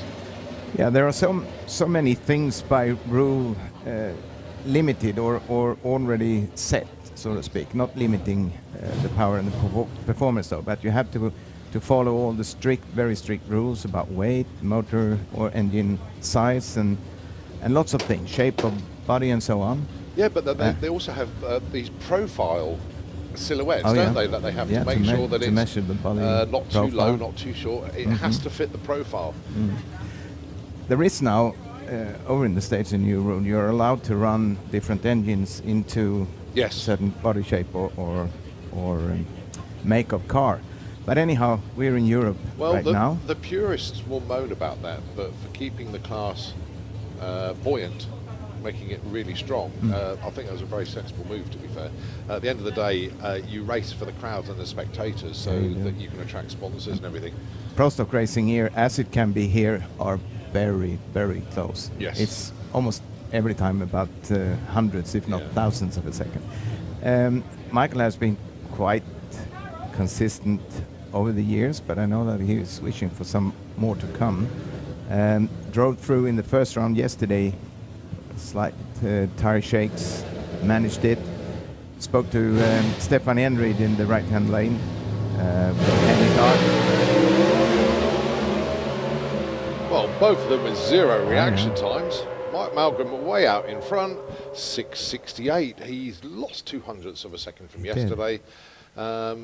If it was a race, he'd have won it, obviously. Stefan Enred goes with a 7.20, but he sticks with his 6.77 from yesterday. Still got another go later on. He started out with 6.77 and he went back to 7.14 yesterday, and they tried to calm the car down because it was a little bit too aggressive. Even though he knows that the track and the word is the same from everyone. Track is perfect, marvelous job done, and they just have to find a good point to start. Right, Ben Lundahl then.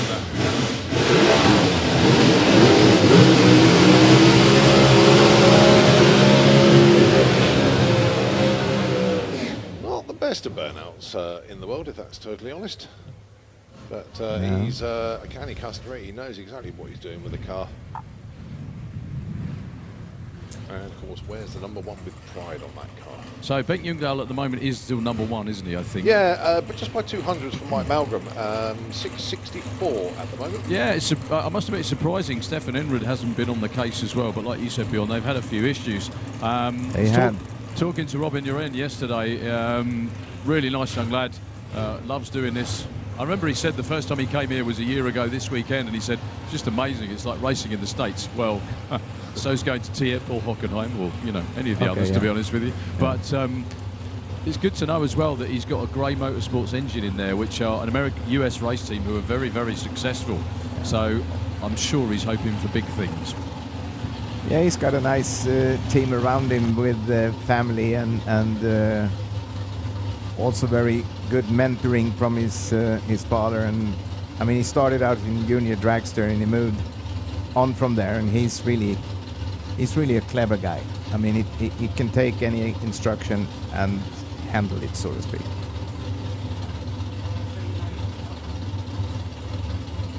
Okay, so just bringing them up to pre-stage, not even there yet.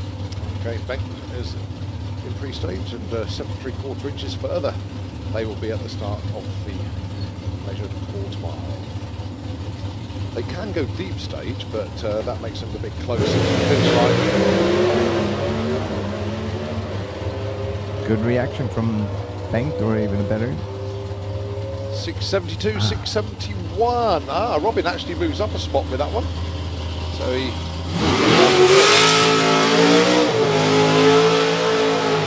So one more session. Also, I think as well, he's going to frame that timing ticket. He went quicker than the defending European champion, and that's a new personal best as well, I think, for Robin de Ren as well. So we got the two-seater, and then we're up with FIA Top Fuel Dragster, folks. So if you're not in a viewing area, now is a very, very good time to get yourself around about there. Right, two-seater dragster time, Steve Warner. His first run of the day, taking a passenger for a trip down memory lane. We'll say that as not actually going to ever forget this one. Around about 7.8 seconds, 170 miles an hour. Gets to half track in 5 seconds at 135 miles an hour. A normal high-performance road car will struggle to reach 60 miles an hour in 5 seconds, and this one reaches 130 plus. Tethys has joined us. Tethys, very quick question. If you had a passenger seat in your top Fuel Dragster, who would you like to take as a passenger? One person. I'll give you a ride, Colin. No, I said a person that would enjoy it, not be frightened silly. No, very nice offer for Tethys. Oh, thank you very much indeed.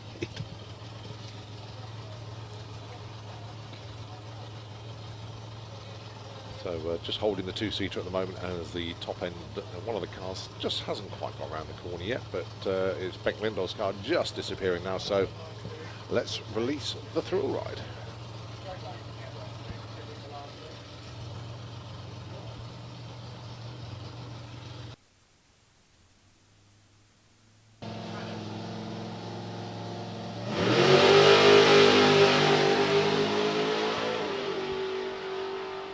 It's a 001 reaction time, and it's a 786 at 172. Right, we're going to have a couple of very quiet moments, calm before the storm, if you will. They're going to be putting the orange blocks out. If you look towards the finish line, that is the distance for Top Fuel racing these days to 1,000 foot. But please don't be under any illusions. They are still the quickest and fast accelerating vehicles in the whole world. And we're just about to fire up the first one. Bjorn Martinsen with the Nitro Bear.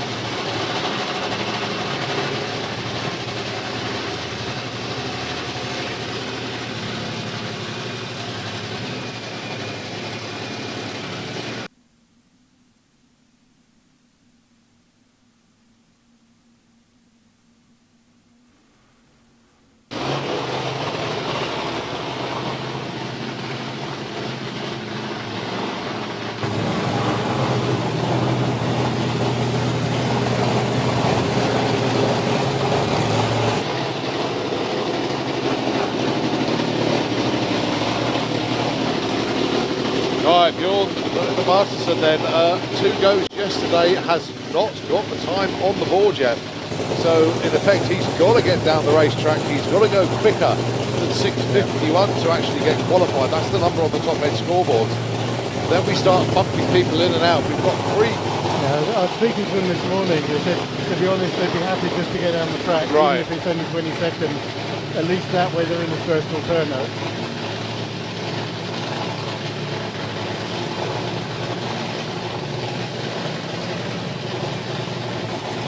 So Bjorn Martinsen then from Sweden.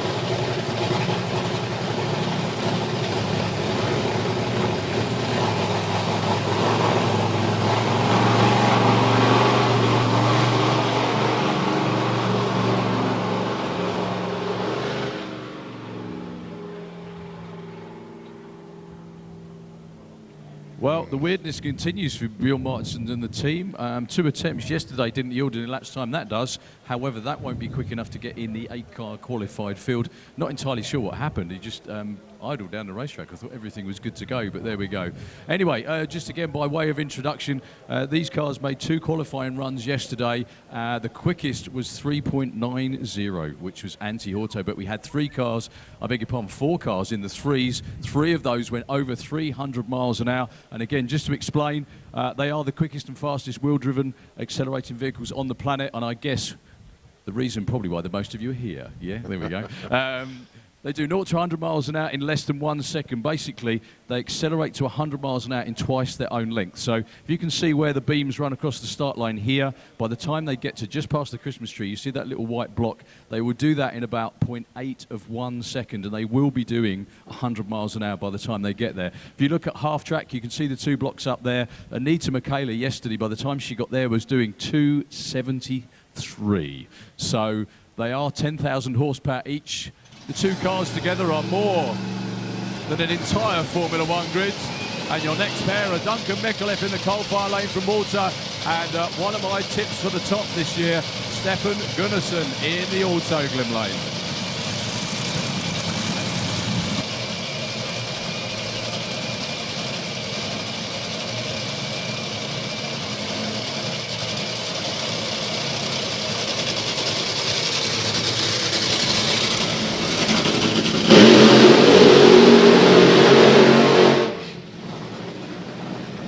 Well, Runefield, as we know, as a tuner and as a car owner, well, he's got the top 3 cars in qualifying. All went 3.9 yesterday.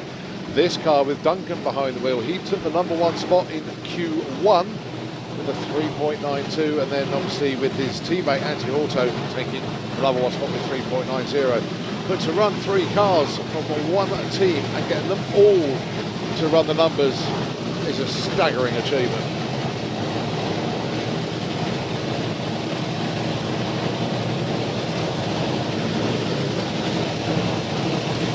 Stefan Gunnarsson from Sweden, he's in the #7 spot, 5.99. Joel, would he like to lock 2 seconds off that?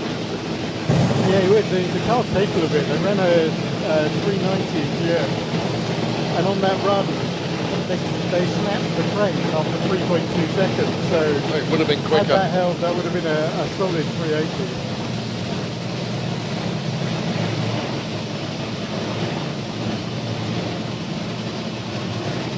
So in the coal-fire lane then is the Maltese line, the current FIA Top Fuel champion, of course, Duncan Micallef, and it's Stefan Gunnarsson. He's in the Autoglim lane. Hold on tight, because here we go.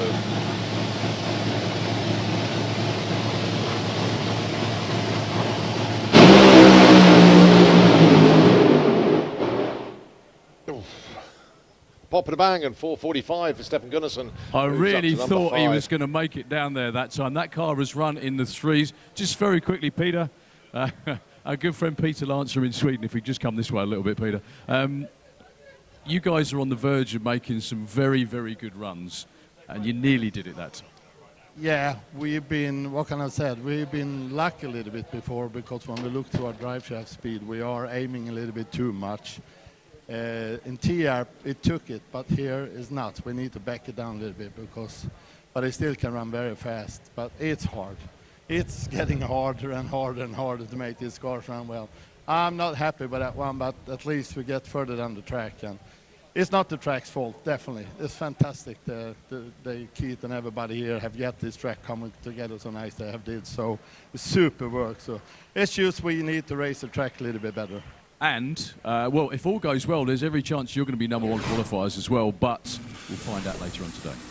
Yeah, I hope to give it a better shot then. We have super help from Mike Domagala from Premium Motorsport, and he's a super help, he and his wife, and we're getting there, no problem. And team is wonderful, Stefan Marie as well. You've got one more run to get it done the way you want it to do, and then eliminations is going to be really tomorrow, isn't it? Yeah, it will be. Same as, we just want to make sure we stay in the field. It's 9 cars here, so we'll just keep our fingers crossed, get back and look to the data and change some parts. And thanks to all the fans being here today. I love you all. Peter Lance, everybody. If you remember him from days of old, give him a big cheer, please, folks. Thank you very much indeed, Peter. Short numbers, Daryl. Stefan, 0.86, but Duncan, 0.83. Yeah. Really going for it there. Well, after they ran that 391 yesterday, I knew Rune was going to stand on it for the second time round. Yeah, the 330, Duncan still had 2.19 to 2.21, and then obviously started going the wrong direction there for Duncan. But Stefan got to the 8th at 327 at 216. Yeah, he was off it by then, He but was, yes, still totally, 327 to the 8th, though. I mean, that was, you know, still outstanding. Anyway, one thing never ceases to amaze me about these cars is that when you back them off, they tend to go faster. Any idea why, Tethys? No. Okay, thanks, bye. There we go. You should go quicker when you put more in. I think it's because they're just a little bit more calm. Yeah. And when they're a little bit more calm, they go quicker because everything is smoother. Well, if you want to know about going quicker, yesterday Stig pedalled the car, and when they were looking at the data afterwards, after the pedal, it was still pulling 6.8 G. My goodness me. Well, they do actually, they accelerate with sort of like 6 or 7 Gs off the start line. The way that the clutch comes in as cars go down the racetrack, that's what accelerates them so hard. And with the Top Fuel car, as you know, it never lets you go, does it? It never ever lets off. It does calm down to about 3 or 4 Gs through the finish line. But if you go through the finish line at 300 miles an hour, pull both chutes at the same time, you go from 3 or 4 G to 5 G negative because it slows you down so unbelievably quickly. So that's the bit that hurts, actually, isn't it? It's kind of it's the 8 G swing between 3 positive and 5 negative, excuse me. And you do see drivers with bruises and all sorts of things on their shoulders from the seat belts and that kind of thing too. They are animals, aren't they? Yeah. I always described it as an A-fuel car, which is very, very quick by anyone's standards, is a quick car that you've mostly got control over. And a Top Fuel car is just an animal that's trying to kill you.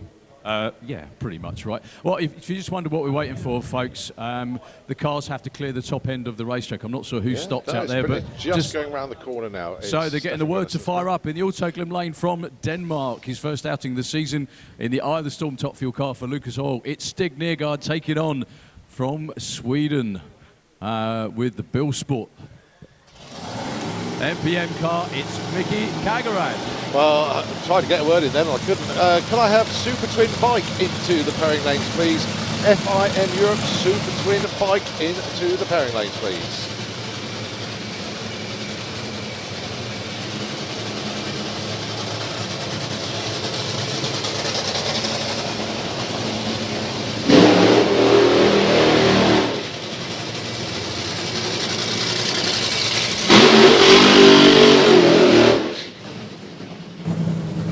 Stig lifted the blower after his pedal yesterday, and they've changed the engine as a precaution overnight, just in case. The engine running what, the whole thing? Take the block out, the whole lump. Yeah, wow. taking the whole thing out.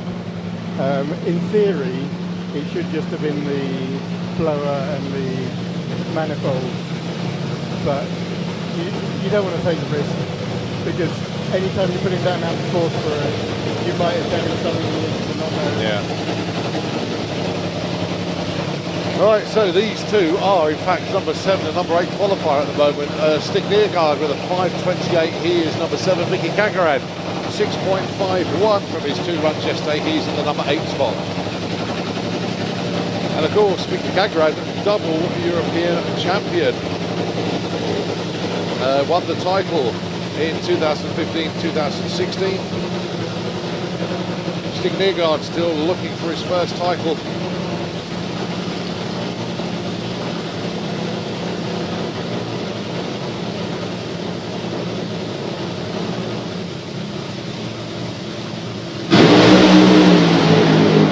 Big ball of flame from Mickey Kaggerad, and the car still flames licking out the back of it. 5:26 for Stig Nergård. And all sorts of fluid from the back of Mickey Kaggerad's car on the racetrack. Well, by the looks of it, a fair amount of it is burning off, to be honest with you. Yeah, fuel. Yeah, it is fuel. It is fuel.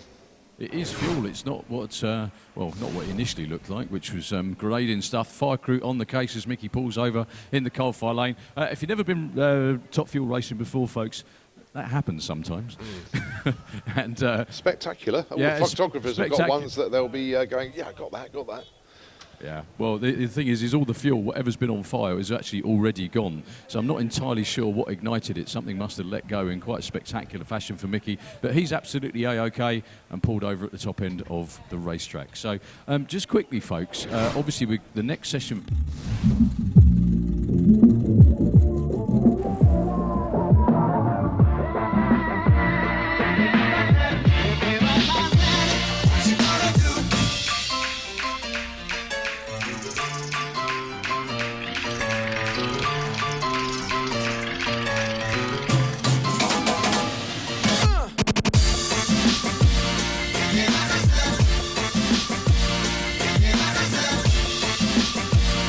Yeah.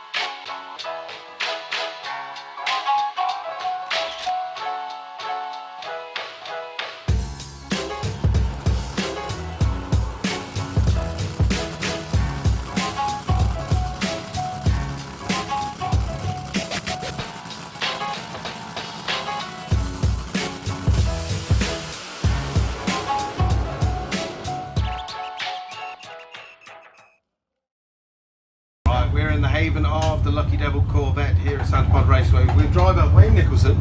Yesterday got 2 qualifying runs in at the main event. How did it go for you? The first run yesterday was a personal best 6:34, 223 miles an hour, and then the second run, whilst the ET wasn't any better, the mile an hour was marginally up on that. So 2 runs, 2 PBs. Brilliant. And everything motor-wise okay? I can see the crew here are working away on the car. You had the engine torn down last night, maybe? Was it routine maintenance or? A little bit of routine maintenance and a little bit of something we weren't quite happy with. Okay. So last night we took the cylinder heads off, took the supercharger off, took the oil pan off, basically down to a short motor. Just checked a few things out, found something that we needed to fix, which was marginal, and it's all back together now. Brilliant. And like you said, yesterday you ran a personal best. How long ago was it since? Because obviously, once you get up in the higher echelons of like pro modified and stuff like that, your personal bests become longer and longer to achieve. Yeah. National finals last year, actually. Okay. Yeah. So really, not actually that far. No. I mean, we had a bit of a rain off at Easter. Yeah. And yeah, so that's a brilliant start to the season. It is, and hopefully, fingers crossed, touch wood, we'll go a little bit quicker again today. Okay, so looking for 2 qualifiers today. Yeah. Do you know where you're currently qualified? I think out of 16 cars, we're 10th at the minute. Oh, brilliant. So you're qualified and ready for the show tomorrow? Yes. Yeah. Brilliant. Well, good luck tomorrow at the main event. Guys, are you following Wayne Nicholson?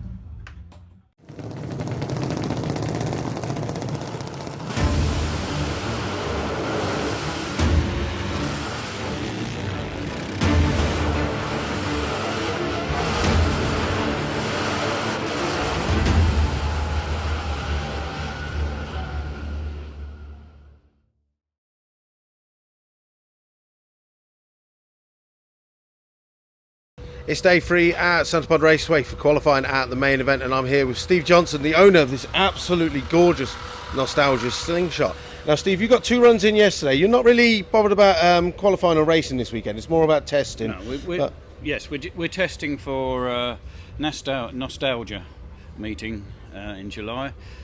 We've got a brand new engine combination, fuel system, ignition system, so we need to get the runs in. Brilliant. And it's literally, like I said, absolutely gorgeous car. Built by John Webster and painted by Wayne Nicholson, who we've been speaking to in Pro Modified. So it's a proper family sport. The guys are building it, stuff and painting, and we'd like to keep it within our sport. But yeah, what's your best time so far in it? Well, the best time with the old engine was a 720. Okay. At about 189 miles an hour. And what engine was that exactly? It's the same size engine as a 509 big block Chevrolet. Oh, nice. Blowing, but it was tired. So it should have been running in late 6s at 200. So that is that the aim? That is the aim. That is the aim. Okay. I'm looking for mid 6s at over 200. Nice. And hopefully when I can get it on the ground. These things are fickle things, aren't they? Well, hopefully we'll catch up with Steve Johnson throughout the weekend, and if not, he's going to be back here for summer national testing, and obviously the big one, Dragsters in July.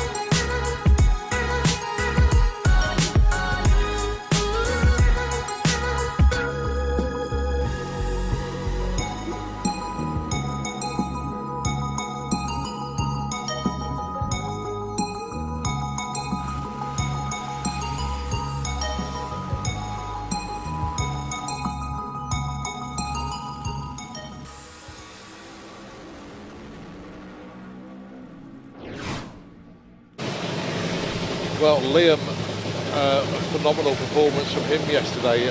He's in the threes. He's in the number 3 spot with a 3.95. And he only wants to go quicker. There's no argument about that whatsoever. A personal best of 3.91. Boy, oh boy, would he like to run a 3.8. And he'd like the number 1 spot as well, to be fair. He's going to take a 3.8 something to do it. Yeah, I think you find they all want the number 1 spot.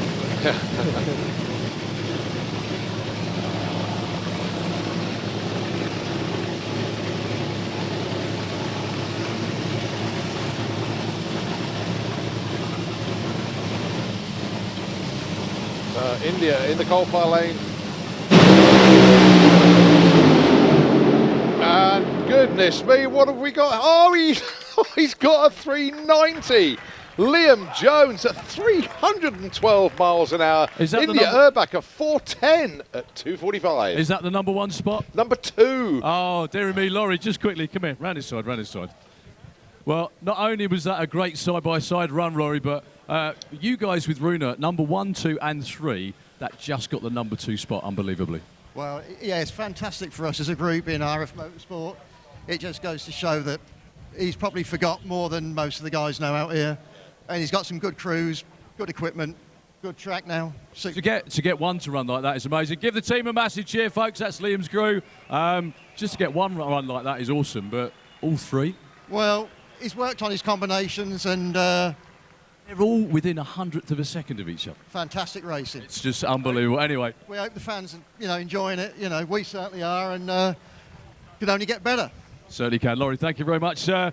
Good luck for the rest of the weekend. Give him a big cheer, please. That's Laurie Bamford. Working on. Very stout speed from Liam there as well, 312.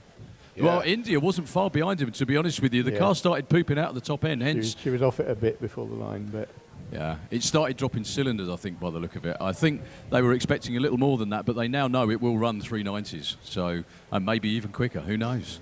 Right, your next pair, the 2 Finns in the field this weekend. Just a little bit of a track check, but I think everything looks okay. First of all, in the cold fire lane, we all know her, we all love her. The Queen of Santa Pod, everybody. Anita Michaela, everybody, come on, please. Put your hands together. And in the Auto Glim lane, Antti Horto, still number 1 qualifier for about another minute, possibly. If Anita and the team can get this to hold all the way through, well, it's European record stuff.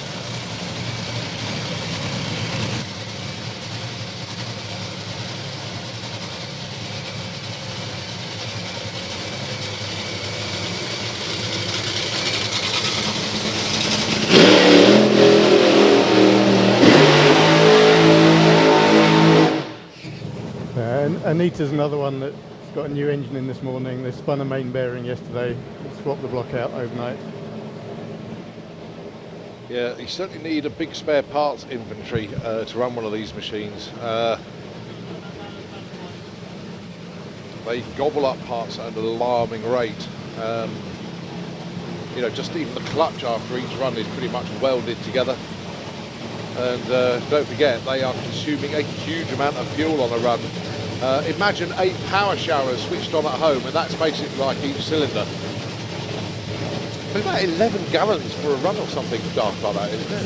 It's about 12 and a half US gallons per run. Wow. So you do the funny maths on that, that's like 45 to 50 gallons to the mile, instead of an economical car doing 50 miles to the gallon. Right, it's the Lemon Igloo machine of Anita Michaela. She's number 4 qualifier in the coal-fire lane at the moment. Number 1 man, will he stay there? This is Antti Horto from Finland in the Autoglim lane.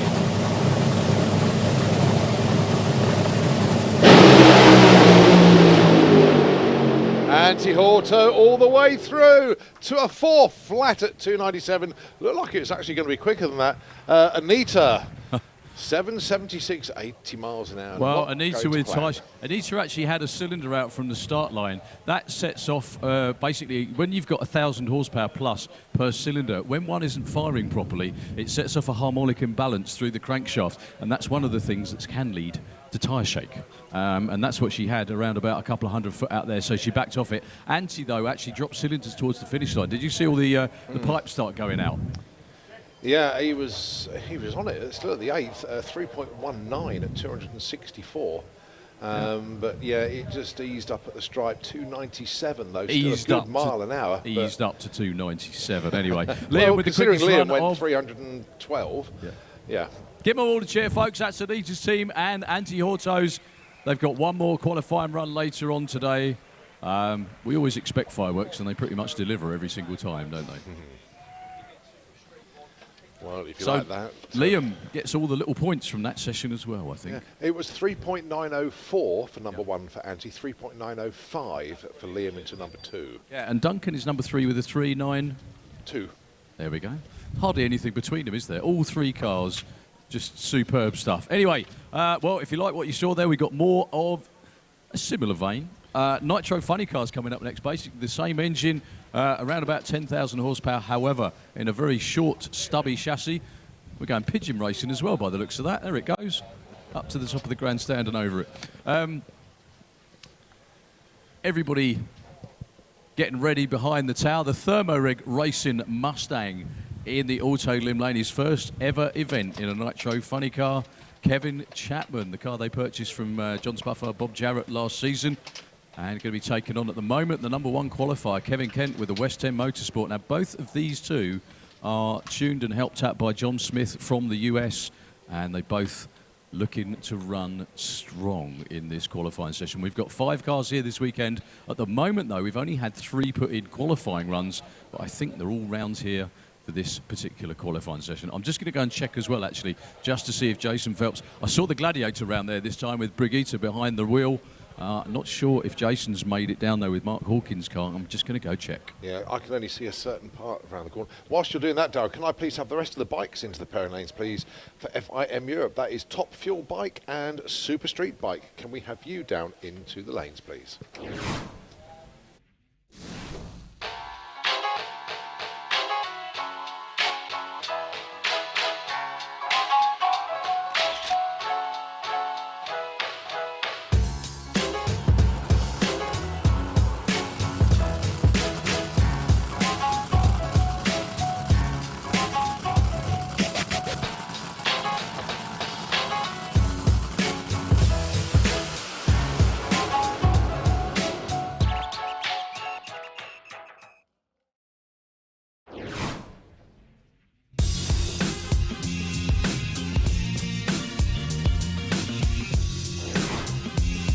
Something like that.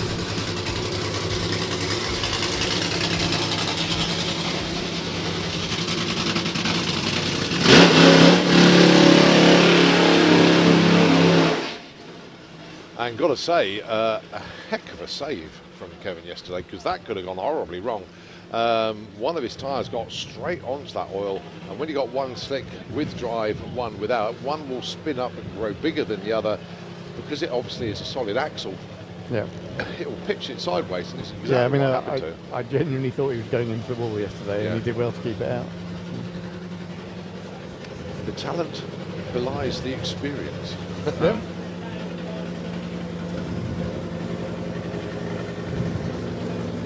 Considering before this weekend he'd never even driven this car. Although he's licensed in Top Fuel Dragster, it's his first event in the funny car.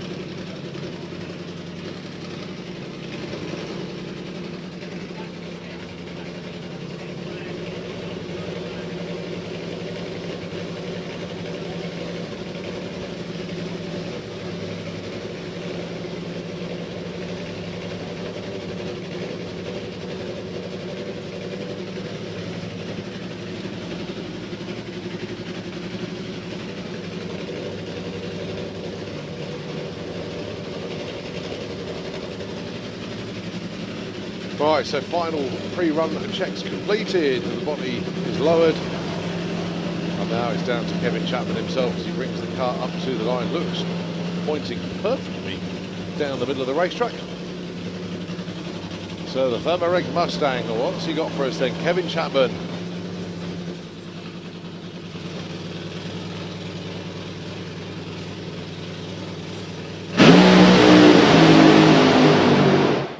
That's more like it. Much, much better run for Kevin. Goes 591, only 118 mile an hour, but he's got down the racetrack, and it was...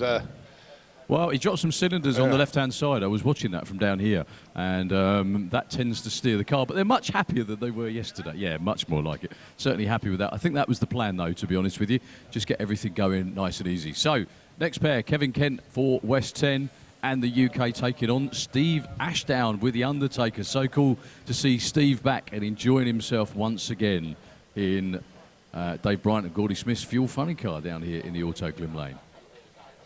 Now, qualifying-wise, Kevin Kent is #1 at the moment. However, there's still a couple more cars that are going to try and take that off him sometime soon. We do also have Brigitte around here from Norway with the Gladiator coming up soon too.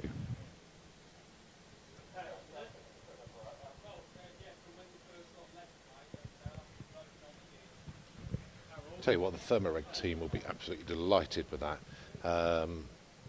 You know, getting the car all the way to the 8th under full power, and 591, 118, but they got it down the track, and that is so important for the team. Yeah, I think the goal for them will probably have just been to get down the track under power a decent distance, and then, you know, if that goes okay, step it up for the next run.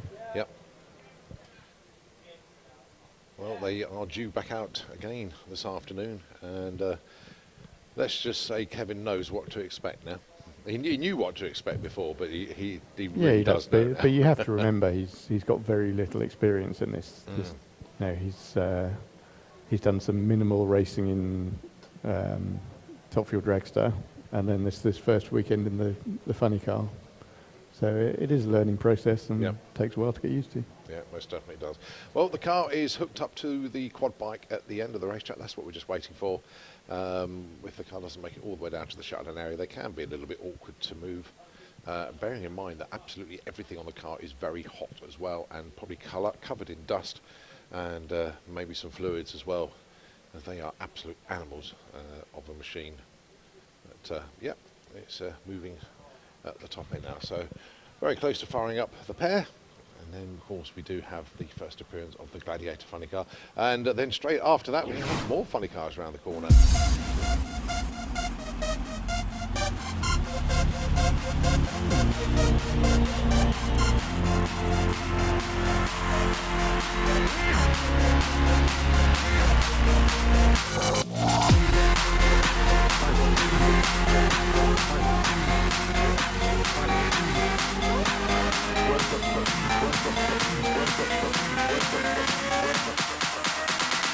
Yo, check this out.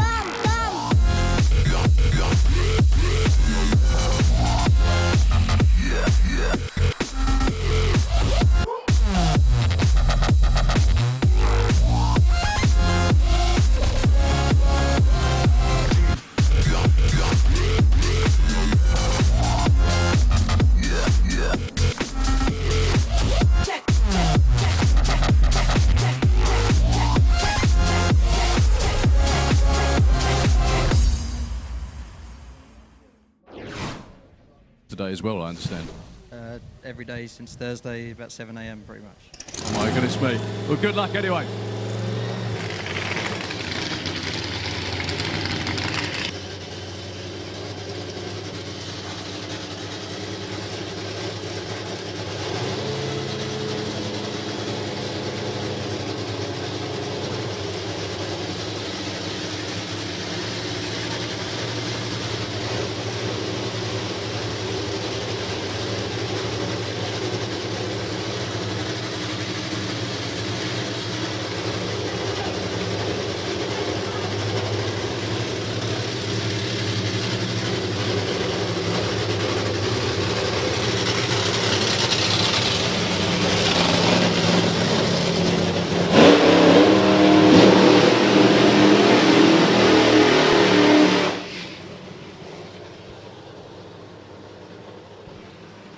So burnout's completed then. Kevin Kent in the West Ham Motorsport entry. He's in the coal-fire lane. Steve Ashdown, that Undertaker machine, the Dodge Stratus in the Auckland lane. No, these two are 1 on 2 qualifier. Kevin with a very good 4:52 yesterday. Steve 5:04. Got another qualifier later on this afternoon. 5 cars going for a 4-car field. So whoever wins Nitro Funny Car is going to have to win 2 races tomorrow. Don't always get the opportunity to do that.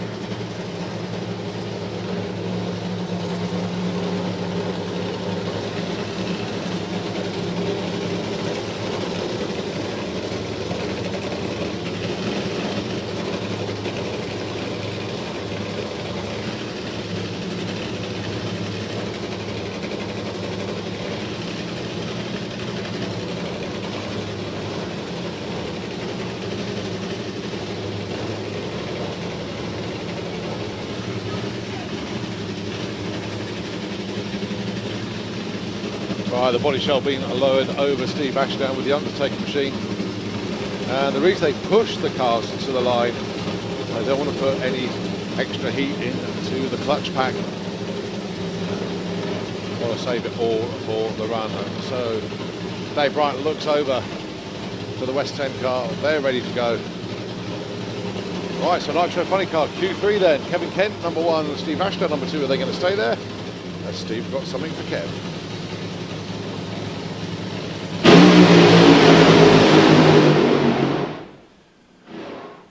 Well, once again, getting it a little bit out of the grid. 5:73 for Kevin Kent. Well, unfortunately for Kevin, I could see down here on the start line, he dropped a cylinder or 2 on the right bank, which never is the greatest start, unfortunately.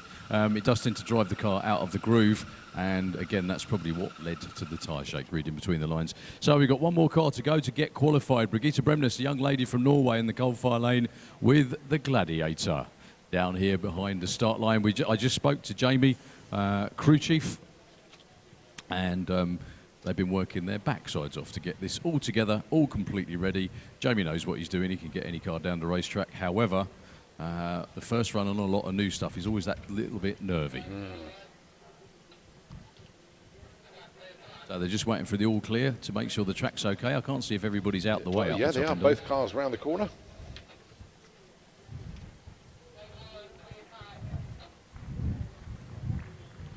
Nice to see some generous applause for both the funny car teams.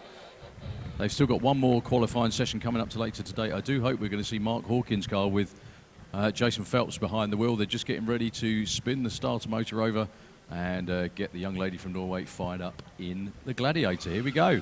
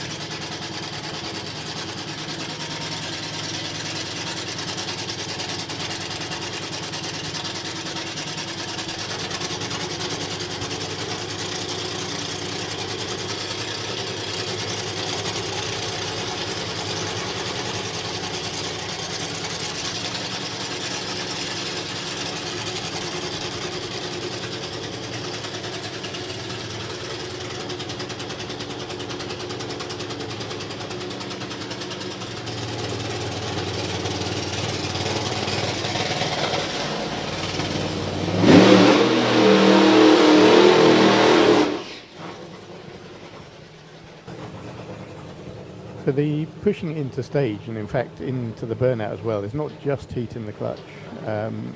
Heat is a component, but the real thing is you want to have consistent wear on the clutch.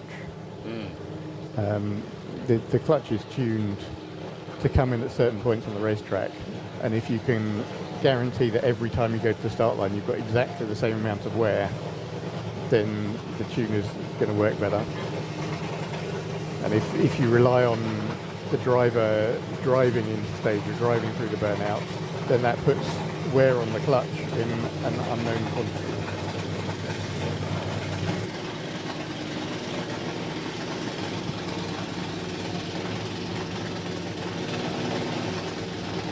Well, the Gladiator funny car looking as good as it ever has done.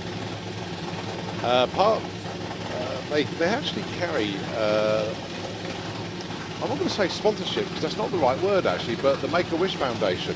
They have that all over the car, but they don't actually take any money from them at all. But it's part of a charitable organisation, and very, very big in America. And just Google Make-A-Wish and read all about fantastic work that they do.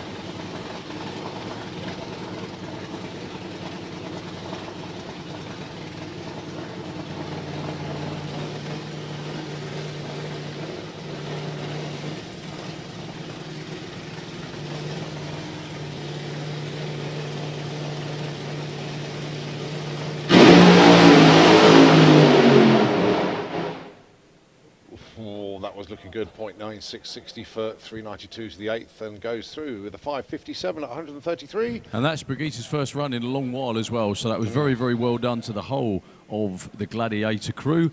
And considering they spent an awful lot of time, effort and everything else getting it together over the last couple of days, that is probably very gratifying. They got one more qualifying session just a little bit later on today for all of the funny cars, and like I said, we do have 5 here. Let's hope Mark Hawkins and Jason can make it out with the other one a little bit later on. We've still got loads of good stuff to come as well. We've got Eric Taball with the rocket bike, ladies and gentlemen, coming up in just a few moments' time. We've got all the... Darren, not in a few moments. We've got a long way to go yet. Oh, have we? Eric. Sorry, I beg your Eric pardon. just gets down here early.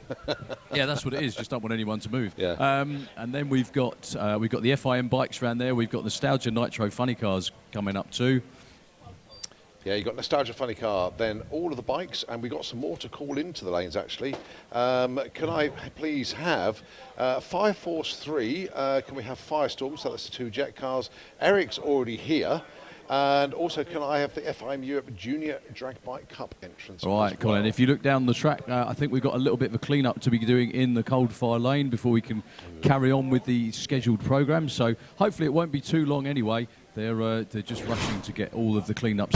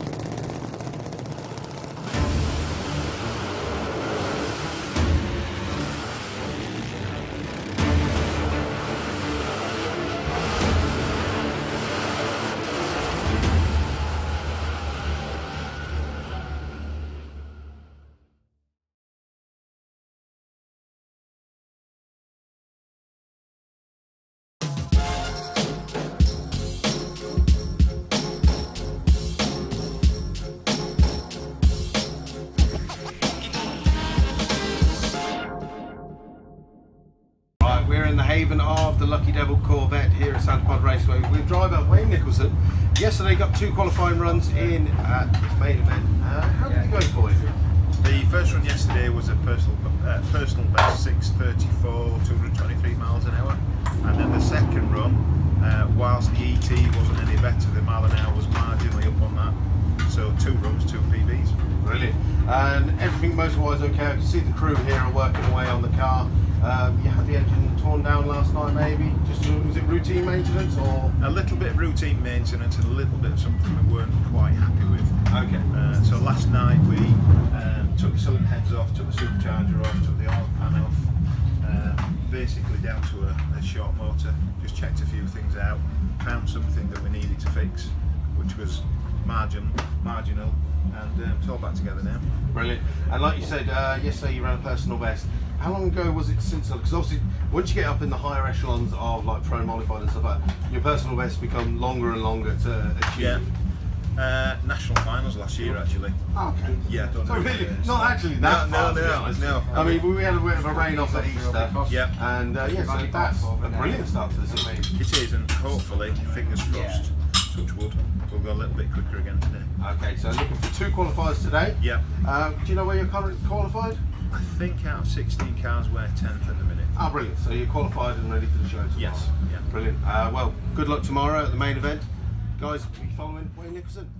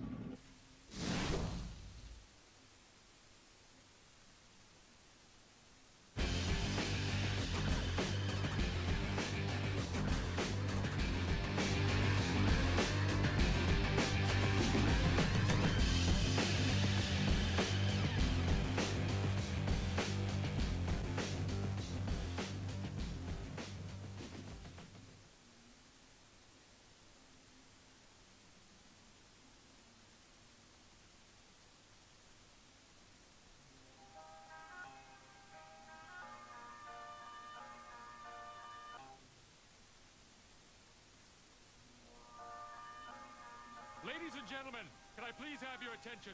I've just been handed an urgent and horrifying news story. And I need all of you to stop what you're doing and listen.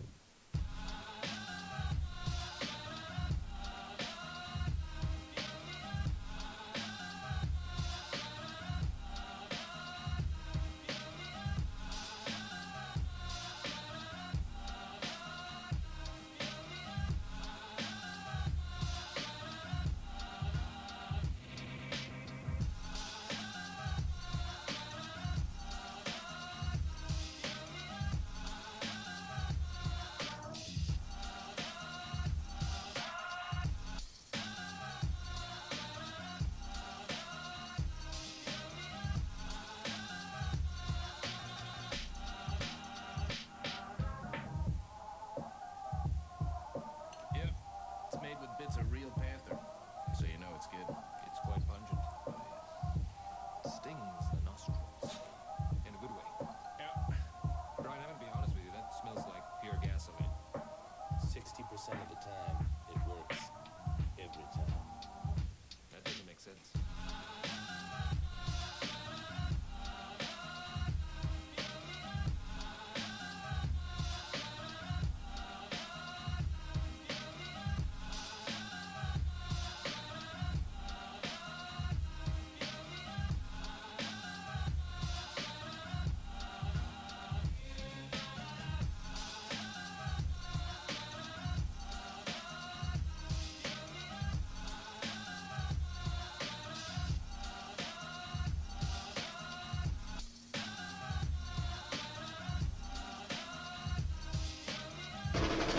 I am here.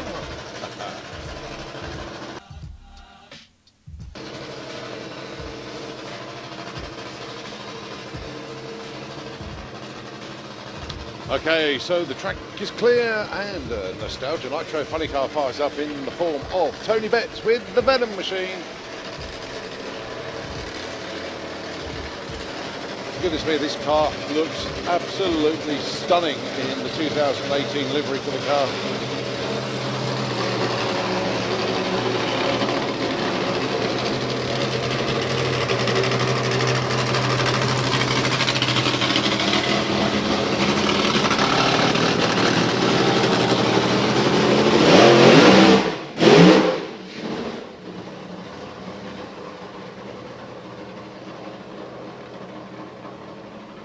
Burnout completed.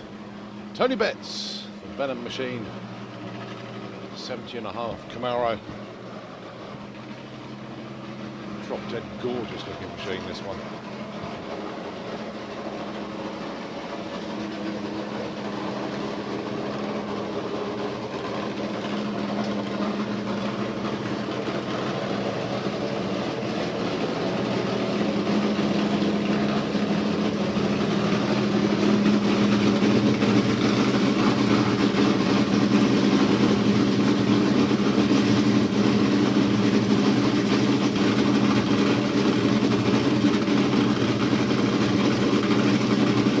So Tony's starting to get a real handle on this machine, a regular 6-second runner. And they expect to see this car at Dragstalgia in July. Certainly Nostalgia Funny Cars on the up. 4 cars appearing.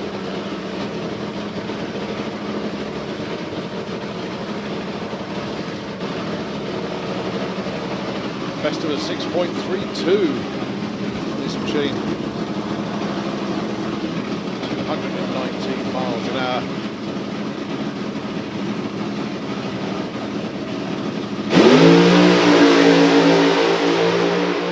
That is a beautiful looking run on it all the way through to whoa, 6:03 at 233 miles an hour. Well, smashes his personal best into next year. That certainly looks a lot better indeed. Very quickly, anybody? Well. Sorry, Mark, I apologise, I'm so sorry. That's a huge, I was going to say, huge personal best by a huge margin. We were looking for a 6-0 this weekend and we've done it. Straight away as well, your first run. Yeah, excellent. Good stuff. Well, you got to try and have something for Tim and the Apache car as well. Yeah, we'll get there. We'll get there. You'll be in the 5 surely. Congratulations, well done. which is the fastest ever run for Tone in the Fuel Funny Car. Yeah, by 0.3 of a second. Wow. Well, we've got the Bubblegum Capri round the corner there. Give them a big cheer, folks. It's always good when people run their quickest ever numbers. Tony Betts and the whole team, some of the nicest bunch you ever wish to meet. Also, I had to apologise quickly earlier because I said that Mickey Kagarad's car was MPM. It's not. I apologise to Midland Oil. He's sponsored by Midland, not MPM. I just realised that now, actually. Anyway, so we've got a couple of Nitro Funny Cars around there. We've got all the FIM bikes coming up too. And then on the back of that, Eric Jet Cars, and then we do it all again shortly after that. Oh, hang on a sec. So yeah, the Bubblegum Capri of Bob Glassett. Bob made one attempt yesterday, unfortunately got shut off. Not entirely sure what the issue was, but he's back again for another go today. And Rob Elsom trying to finish up his licensing with the Dirty Deeds Trans Am.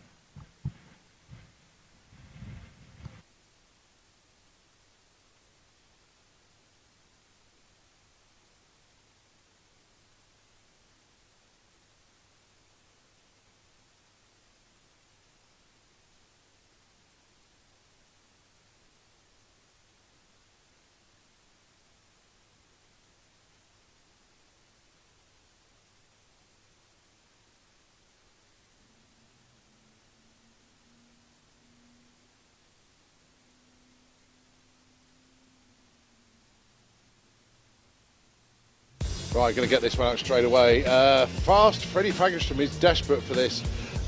We need a Mark Williams 9.5-inch modular rear end. We need a 1 or 2 snaps for the big hubs on a Mark Williams 9.5-inch modular rear end. They are desperate for that.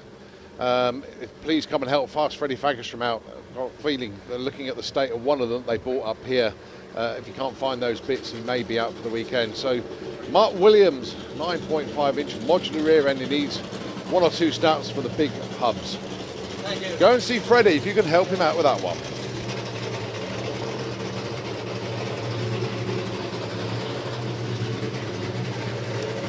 So then, the Nitro continues, this time with Bob Glassett with the Bubblegum Capri.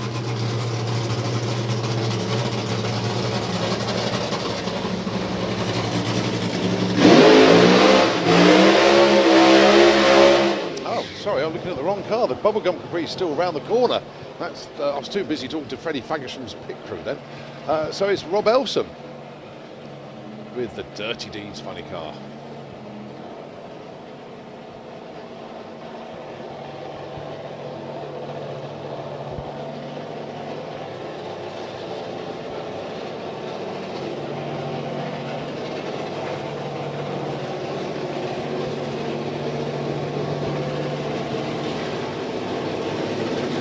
Well, he will now know that Tony Betts has just gone 6:03.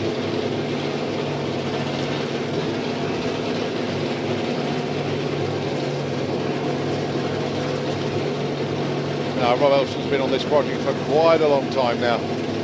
Really like to get a good number in today.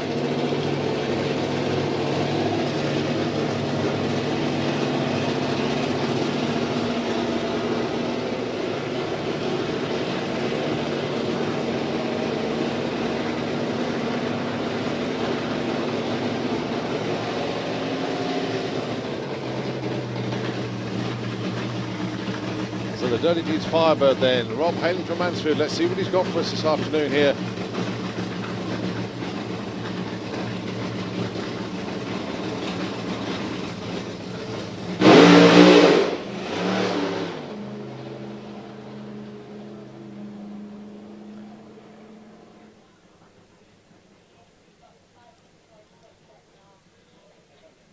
Not entirely what the team were looking for on that run, but he gets it from A to B, 15.86.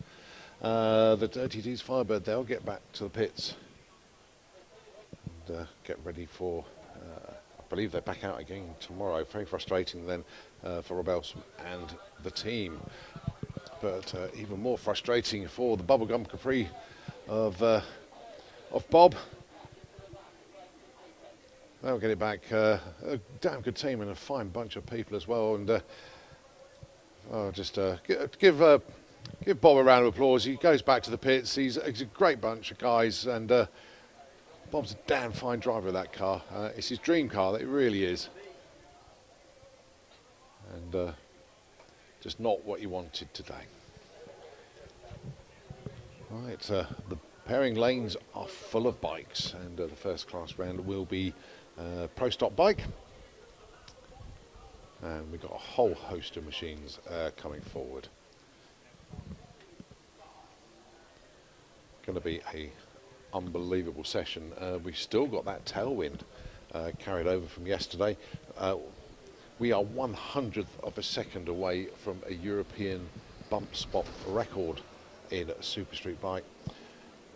We have a backup run for a new Top Fuel bike ET record, depending on how quick the next run is, but we'll wait and see on that one. Obviously, it's not a European record at the moment. Oh, and talk about records, this man knows all of them. It's Andy Mars, just walking through the timing area. Right, just a little bit of glue going down in the start line. Probably get a couple of adverts out, and then we will take it back when the first pair of bikes come around the corner.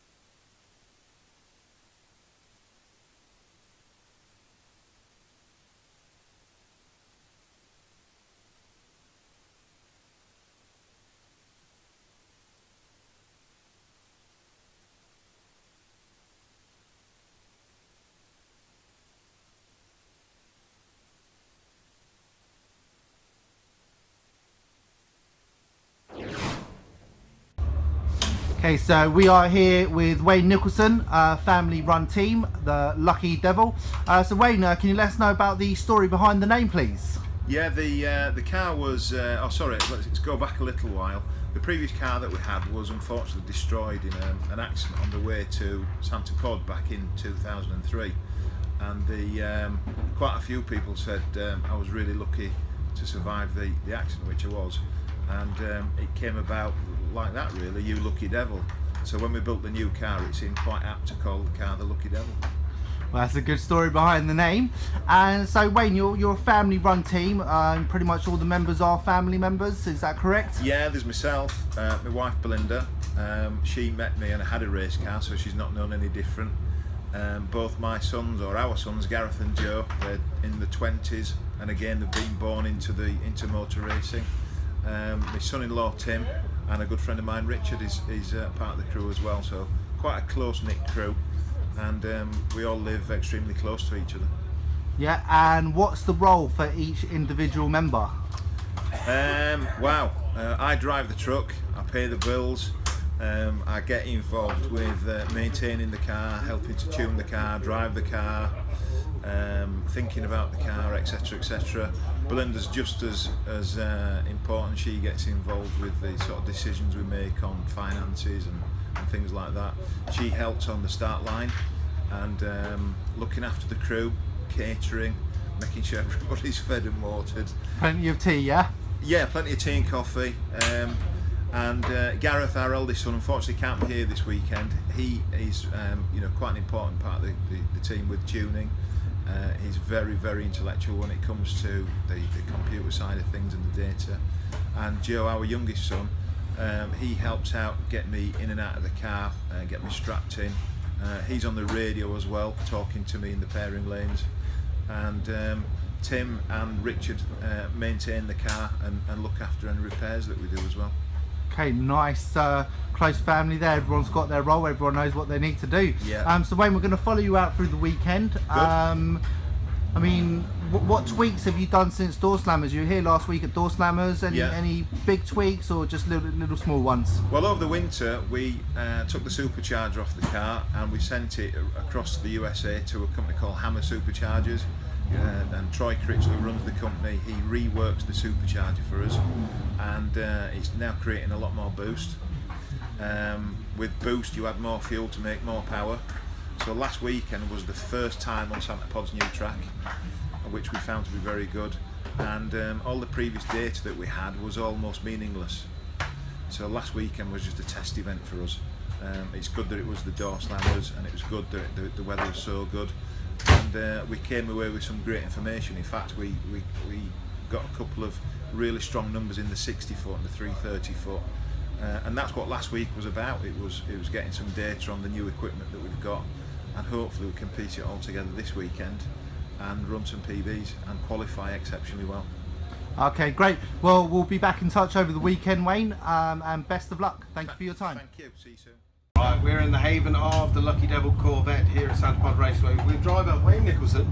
Yesterday got 2 qualifying runs in at this main event. How did it go for you? The first run yesterday was a personal best 6:34, 223 miles an hour, and then the second run, whilst the ET wasn't any better, the mile an hour was marginally up on that. So 2 runs, 2 PBs. Brilliant. And everything motor-wise okay? I can see the crew here are working away on the car. You had the engine torn down last night, maybe?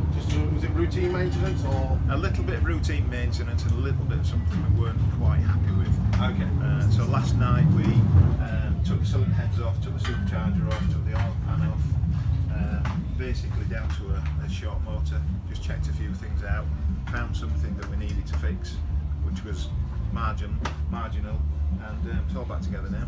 Brilliant. And like you said, yesterday you ran a personal best.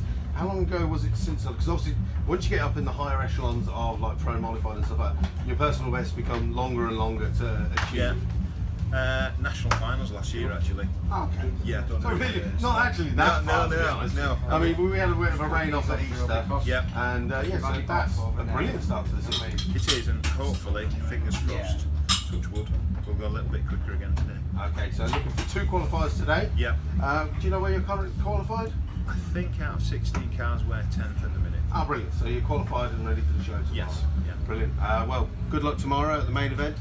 Guys, are you following Wayne Nicholson?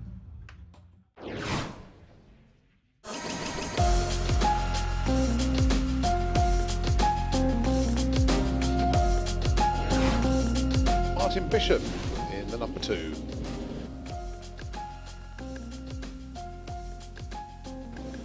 So Alex Hope, number 5 qualified with a 10.11. We know he can go away quick. I think they're all hoping for a much better day than they had yesterday. To be honest with Definitely, you. without a shadow of a doubt.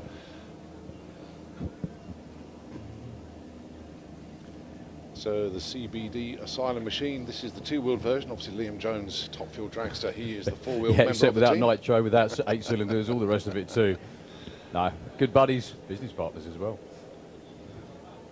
So both of these two looking to improve. Bish went 7.47. Once again to the wall. Again, a bike out towards the wall. Bish with problems again at half track. Most unlike all these Pro Stock bike guys, they are normally the most consistent by far of all the bike classes, but nowhere near, unfortunately. Did you, I don't know whether you got the message out there. I know Fast Freddy's team. Have you got the message? Yes, they're looking for some Mark Williams bits. He's busted the rear end, Yeah. unfortunately. Yeah, his team member came up with the broken bits With and the whole showed us in thing, the yeah. tower, yeah. So if you can help Freddie out with those. Yeah, please, we'll have a whip round. Go on.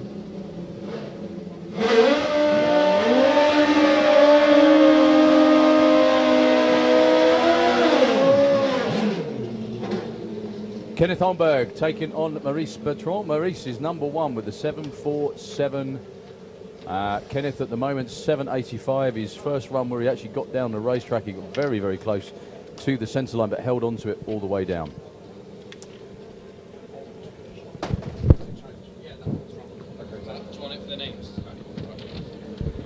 So the Pro Stock bike, the first of our bike classes, we've got Super Twins, then Top Fuel bike, and then the Nutters of Super Street coming up right at the end, just before Eric, I think. Yeah.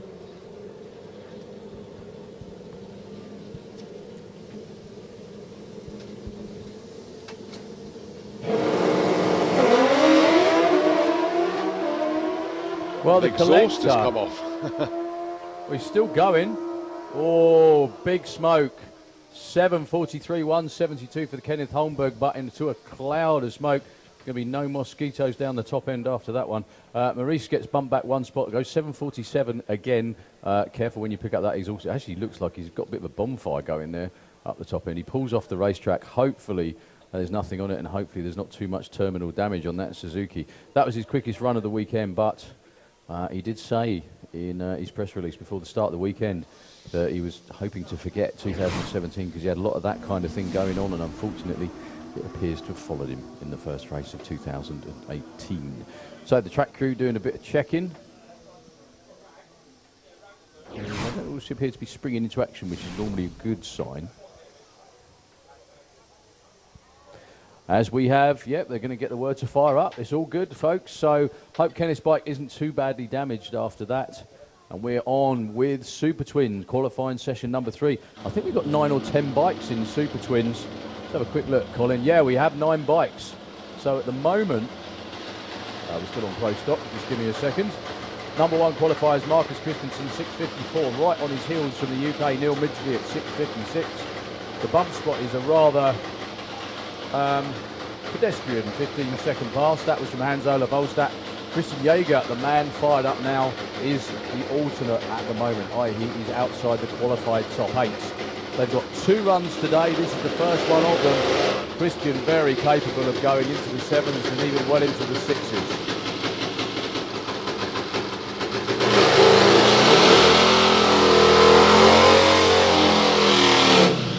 This is a new machine to him, imported from the States. It was actually, I'm reliably forward, it was Akarima's bike when Akka was out there racing in the States. I think the bike, correct me if I'm wrong, was built by Johnny Vickers. I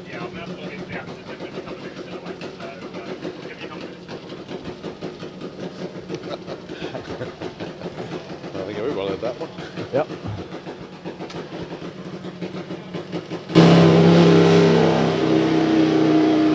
Wow, Christian doing a good job of keeping it in a straight line for as long as he did.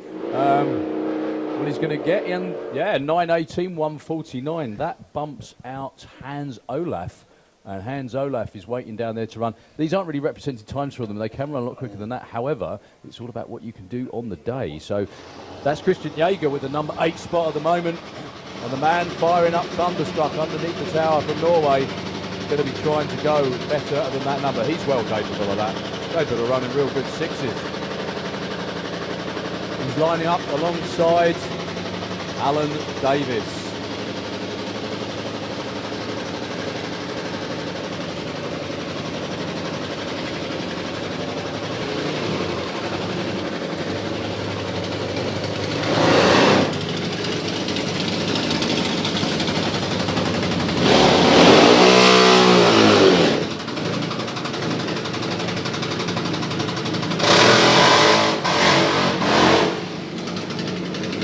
Alan Davis on the surprise attack in the coal-fire lane.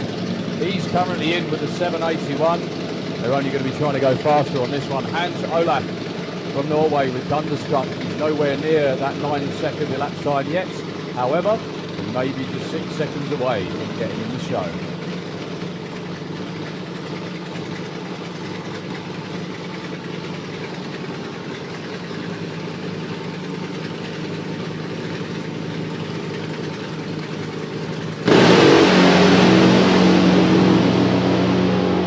There we go, that's more like it from Hans Olaf. 672, 211 miles an hour for Hans Olaf. Olstad, we're glad to have him back. Yeah. Number 3 qualifier and a big speed to boot. 211 miles an hour. 8:01 at 185 for Alan Davis. That's his fastest speed so far, but not his quickest ET. Well, Christian Jaeger is now bumped back out again. That took all of about a minute, didn't it? Yeah, and the bump spot reduced to 8.36. That was a terrific run for Hans Olaf as well. To be honest with you, I'm so happy for him as well, because I think it was about a year ago he came back with that bike for the first time. Had a horrible weekend, all sorts of mechanical issues. He still had trouble yesterday, but that time round was perfect. Look at that. Beautiful straight line all the way down. So important to actually get the bike lined up and get the launch right, because if you're just a few degrees off the straight, you're going to drift out to the wall, and you can't steer it. You have to lean. A lot of them tend to sort of straighten themselves up. Martin de Haas is one of those, definitely.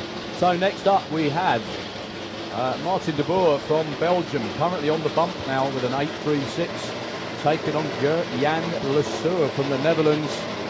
Both of these two, particularly Gert-Jan, with the potential to go well into the 6s.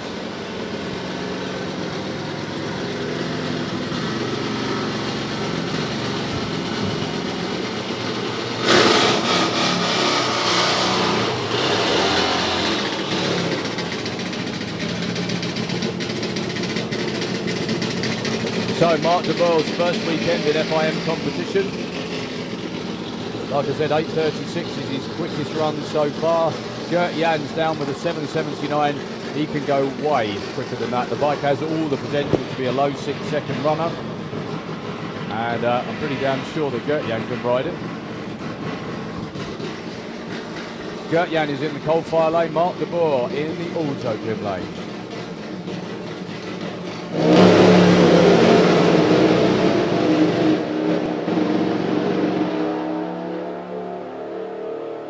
Well, Mark de Boer gets there first with another 8, an 8:37, 164. He's still on the bump. He went 8:36 earlier, 8:99. Much stronger yacht for Gert-Jan Lesueur. Much quicker to every increment until the time he had to back off because he got out towards the wall. As Colin mentioned as well, you can't steer these so much with the wheel. You have to do it with body weight and leaning to try and drag them back into the centre of the racetrack. Okay. Next two up, two of the most monstrous supercharged super twins on the planet. Neil Midgley with the Cannon. Chris Hammond's V-twin taking on Ronnie Orson with the Pels family Zodiac.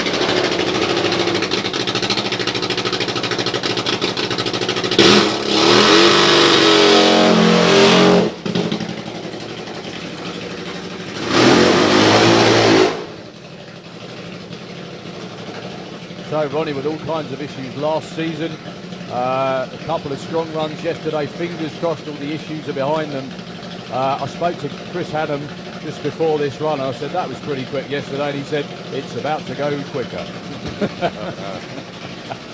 At which point Neil Midgley looks at him as if to say, really? Okay. Really? Can I? John Wright used to say that to me. I used to say, is it going to go any quicker this time? He used to say, get in it and find out. Yeah. I loved him for it anyway. So both these two safely in at the moment. Midjo needs to go quicker than a 6.54 with a 2 to take the number 1 spot away from Marcus. However, both of these two are well capable of doing that.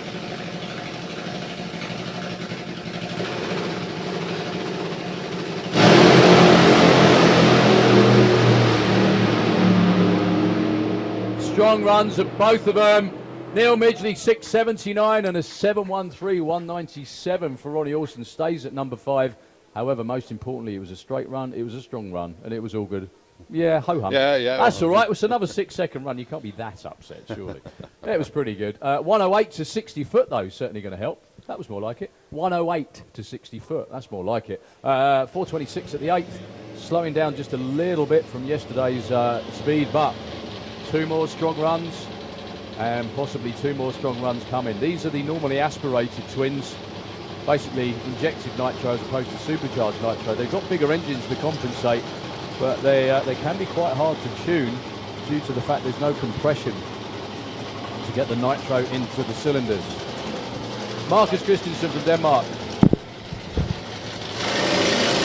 Martin de Haas from the Netherlands.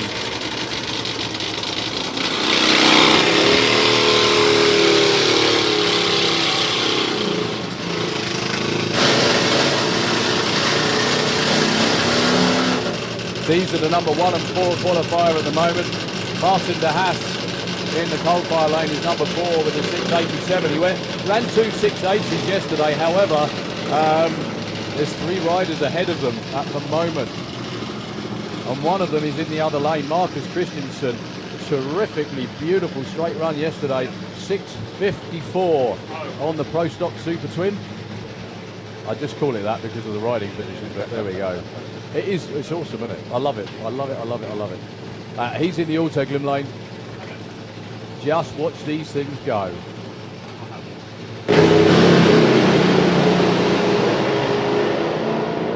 Tell you what, he's on one here. 6.42! 215 miles an hour for Marcus Christensen.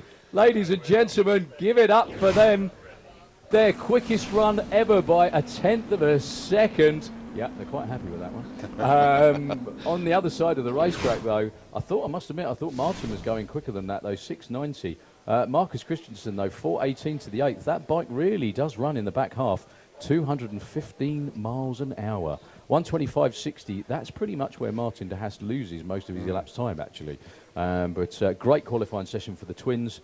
And Marcus Christensen, number 1 qualifier by even more than he was at the start of the session. Right, just 2 little bits of housekeeping here. We've had an item handed into the town. You're going to need this one. If your name is Mr. B. Stottor, S-T-O-T-T-O-R, if you look in your wallet, you're missing something. We've got it here in the tower. It was handed in a while ago. First opportunity I've had to actually announce it. So, Mr. B. Stottor, if you are on site still, we have something of yours here. Also been asked to give a shout out to the race day programme. £5 available from the pod shops. We've got 3 of them on site. The main one is in the pits, just by half track. Second one in the catering area, and third up in the live action arena. Yeah, give a shout out to it. Give a shout out to it. It's feeling lonely. Anyway, if you thought those, just had to get it out there. I know. If you thought those were quick, take a deep breath.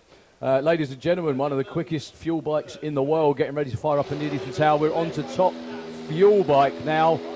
4 cylinders, burning nitromethane with the supercharger on there, around about 1,500 horsepower under the twist grip on Rickard Gustafsson's right hand. He went 580s out in Valdosta in the US at the end of last season, ran a number of 5-second runs, which I know he's always wanted to do. However, he's nearly half a second off the number 1 qualified pace so far. But if anyone can do it, Rickard can. So the bump spot for top fuel bike is 7.46. It's a mixture of top fuel bikes, which is what you see out there with Rickard on there, And Funny Bikes, provided the Funny Bikes have carded in that time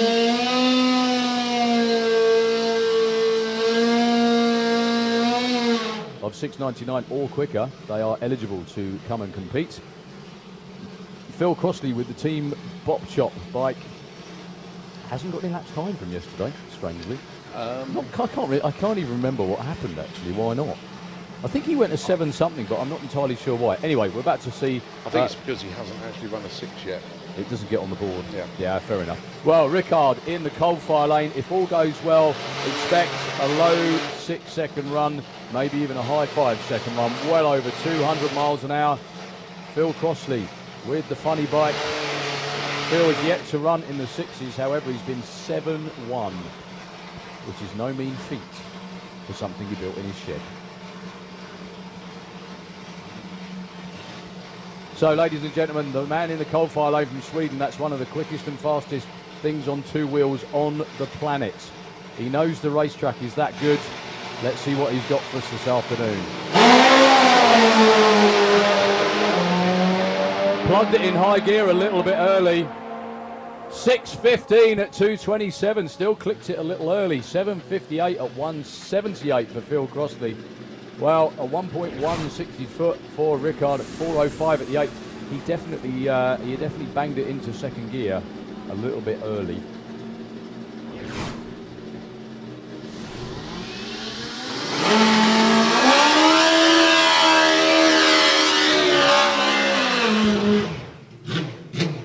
Well, Stu Crane down there with the Warp Speed Racing bike. Autoglim side of the racetrack taking on Lorcan Parnell with Storm. Stu is one of our 6-second runners. However, he's been nowhere near that so far this weekend. He's been in the 10s. 7.46 for Lorcan Parnell. He's the number 8 qualifier at the moment. However, again, he's another one that's been in the 6s on many occasions. But it's going to be a bye run. Problems for Storm. It's going to be Stu Crane on a bye run. So if this hooks up and goes, we're waiting to see what he can do to improve his 6.81 personal best from the European finals last year. Would love another 6-second ticket. That seems a lot more like it for Stu Crane. 6.98, 184 miles an hour. Congratulations to the whole team. Well done.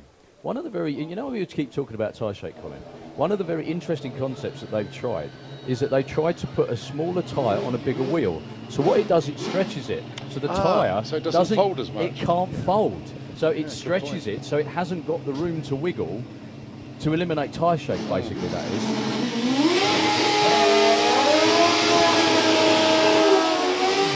is. Certainly an interesting idea, and to be honest with you, you can't argue with the results. They seem to have worked. Thomas Pedersen from Sweden with the Suzuki, taking on Dale Leaks, another Warp Speed runner. He's now the under 8 qualifier with that 7.26 on the board. He went 6.99 at Hockenheim last summer, and other than the birth of his little baby girl, he said that was the highlight of his year. I think he was in tears. He's been trying to do that for so long. Jumps out of aeroplanes, jumps off of bridges, all sorts of things. However, he did say to me, nothing comes close to dumping the clutch on this thing. Yeah, he's pretty much your ultimate thrill seeker, he really is. Oh, he never stops, really. From a man who builds gardens for a living, it's quite a, a juxtaposition, I think is the phrase. So, Thomas Pedersen, he's been in the 6s on a few occasions, been on a couple of really good runs yesterday.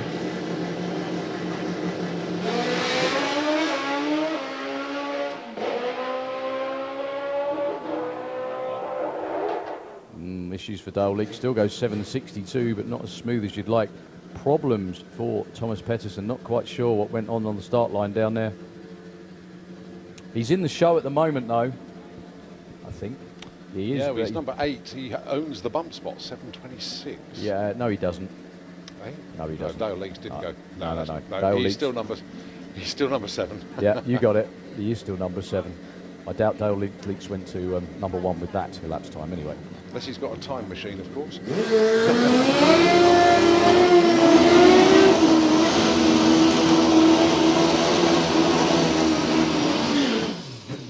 Okay, your next pair, 2 6-second funny bikes. I'm so happy to be saying that about Eric Richard from France on the yellow Spider-Man bike in the Autoglim lane Last time we saw him here was back in September last year when he dumped the bike in spectacular fashion just before the finish line. He ran a test in testing. He ran a 6.96. Been trying to do that for an awful long while. Taking on Glenn Borg. He went 6.57 on the General Lee machine from Malta. His quickest run, I gather, by a huge margin, judging by the reaction of the crew. Let's see what he can do to back it up today.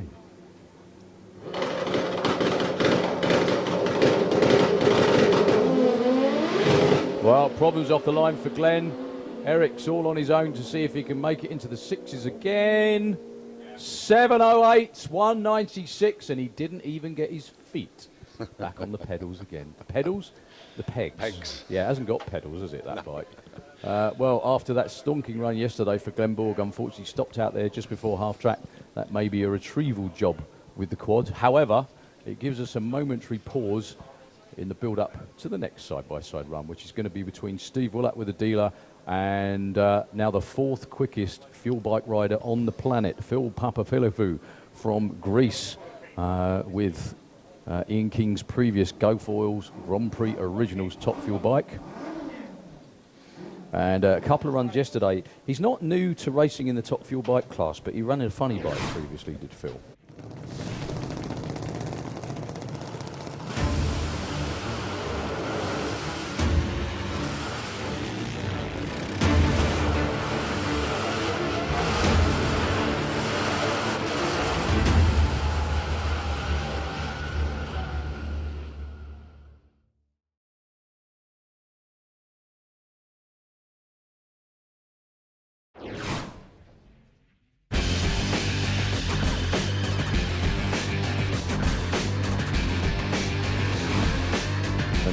They're just going to try and back up what they did last night today. The weather's a little bit different. It's a bit warmer than when they ran last night.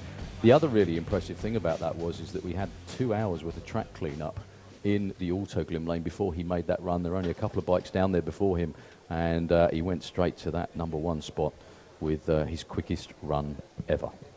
Just a quickie from me, actually, now. Can I have, from the sportsman classes, Super Street Car into the pairing lanes, and also for round 1 eliminations, Super Gas. The Terry Gibbs Super Gas Shootout, round 1 eliminations. Can we have you into the pairing lanes, please? Well, Glenn Borg's General Lee motorbike attached by tow rope to the quad bike, just going through the finishing line, so they'll be taking the first exit and will be ready for the next pair momentarily. And those of you that here yesterday witnessed that 5.78, it was literally the most unbelievable thing we have ever seen. Oh, hopefully the owner of that has been found. That would be pretty good. Well, fingers crossed. There are lots of people called Mr. Cotter nip down. I'm sure some ID will be required to take that one. Yeah. Okay, so as we said, they're getting the thumbs up, ready to go. Steve Willett with the dealer. Steve has been 6.1s with this machine. Very, very capable of running quicker than that as well. He's realistically, this 5.78 of Phil Papaphilippou may well be out of reach. Be nice if it was in reach, though. Peter Svensson, if you're watching, we miss you. And we would love to have you back again. And come on, dust the bike off. September's not that far away.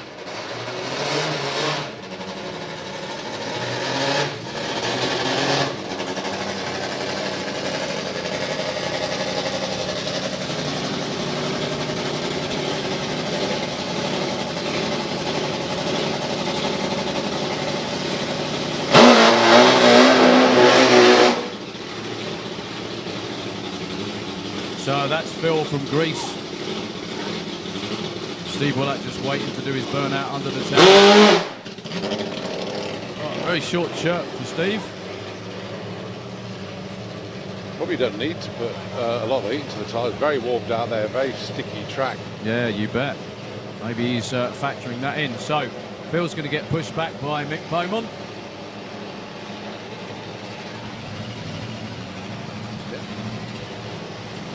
And lined up. So Steve is in pre-stage. Phil gets the traditional tap on the elbow from Mick Beaumont. Under the watch fly of Ian King as well. So here we go then, side by side, top fuel bikes.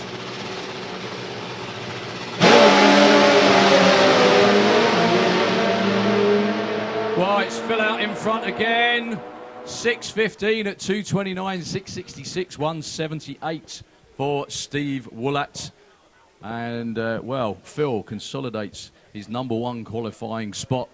Believe it or not, that's nearly 3/10 slower than he went yesterday.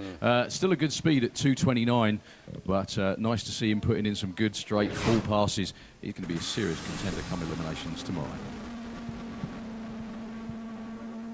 Right, so that's a wrap for Top Fuel Bike. Next up, it is FIM Super Street Bike.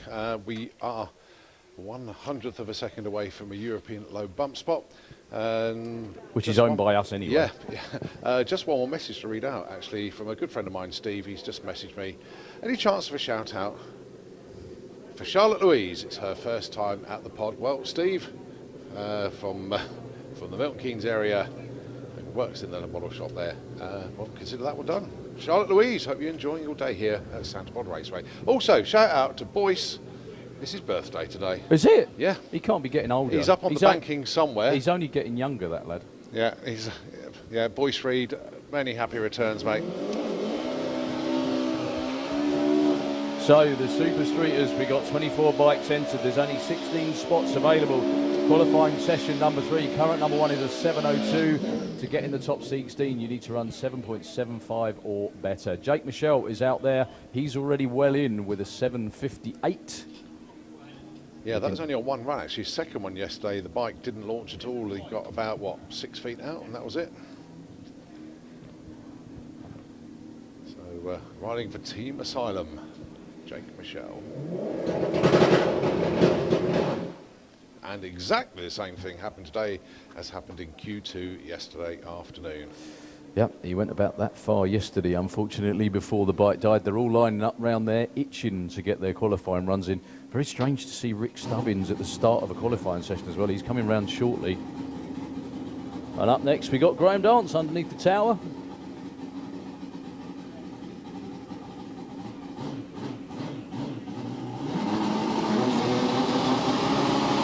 Yeah, he's in the number 8 spot with a 7:43.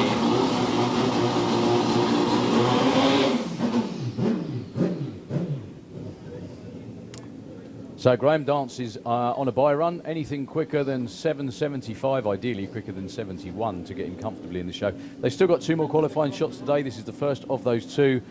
Nice conditions for the Super Street bikes, unusually not having a headwind. I think it's still a little bit of a crosswind looking at which way the blades are going up there. Yeah.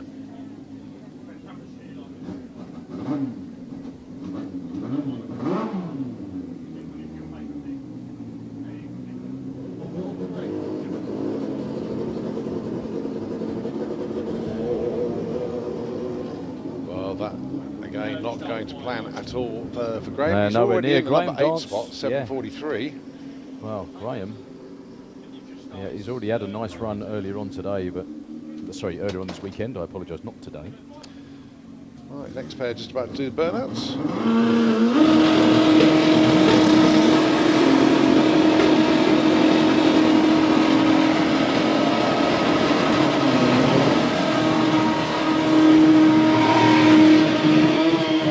Eric Gruber trying to melt the rear tyre, not necessarily do a burnout there. He's in the number 14 spot with a 7:67. Yeah, he'd like to go a little bit quicker, not only just for personal pride, but also to just become a little bit more comfortable for the last qualifying session today. Rick Stubbins, 7:20. Pro ET from the sportsman classes, can we have you into the pairing lanes for your round 1 eliminations? Yeah, 7:20 is Rick Stubbins' quickest time from yesterday. Trouble on the second one. We're expecting 7.0s at least from Rick. Rick's on one this time round. 7:16, 201 miles an hour. Eric Gruber stays put at number 14, a 10th of a second off his previous time.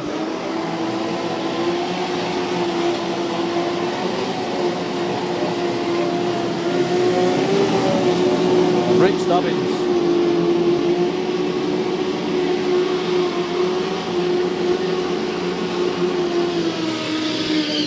stubbing 60 foot was a little off for him on that one, only a 1.3.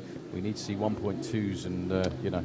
Yeah, Pete Field not qualified yet. He's in the number 22 spot. Clemens Vallier from Germany is number 15 with a 771. He's not going to be feeling too comfortable no matter what happens in this session unless he improves. Pete Field well capable of even going to the number 1 spot. That's a lot more like it for both of them. Pete sitting up on the bike though. 781 at 187. Pete is not qualified going into the last session.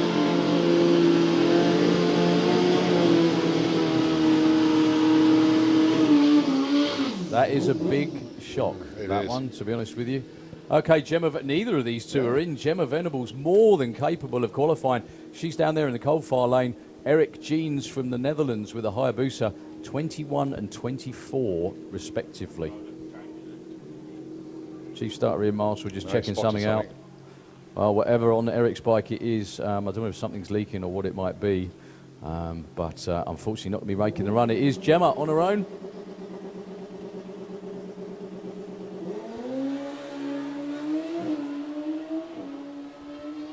Expertly handled. Front wheel not lifting this time. 7, she's in. 3, 185. She goes to the 14th spot, and we have our record European bump. Yep, now reduced to 771. And that's Clemens Vallier, who's already run. So there we go. There's a lot more super strong bikes that aren't in the program just yet. One of them being particularly, you know, Pete Field runs 7.2, 7.1s over 200 miles an hour, almost like clockwork. But I think up next it's going to be Rudy Zorzi. Whatever that was yesterday, it's a terrific bang underneath the bike around about half track. And like you pointed out, Colin, it was evaporating. So hopefully it wasn't too much engine damage, just fuel.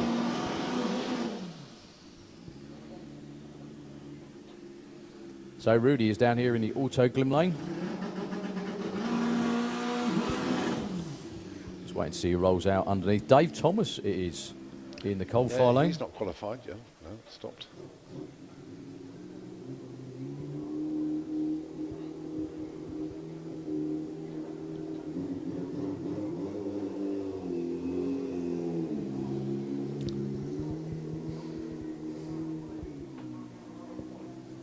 Well, Dave Thomas, unfortunately, getting pushed back, has some sort of issue, so he's going to go into the last session not qualified. He's number 24 at the moment, well capable of getting inside that bump spot.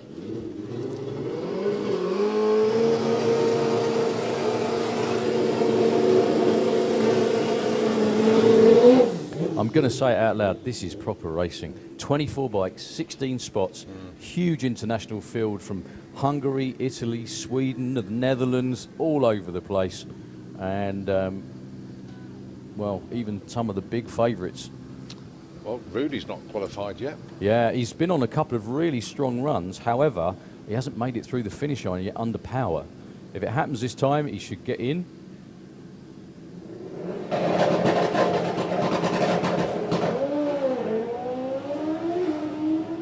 That's a lot more like it. Fingers crossed it goes well all the way through this time, and it does.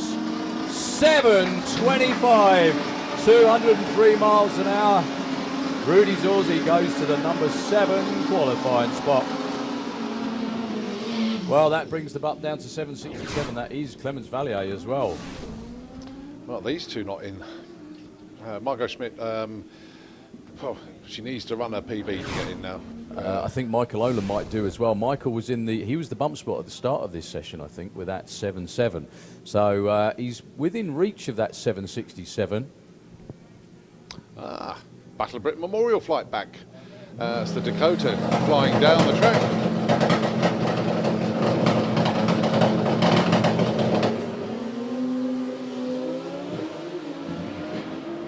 Well, as the Dakota flies overhead, Michael Oland on a really strong run. What's he got? 786 and 8 flat. No improvement for either of them, unfortunately. Well, the Dakota from the Battle of Britain Memorial flight did 3 flyovers, if you like, yesterday. It's done its trip down the track. Yeah, bang on 2:30.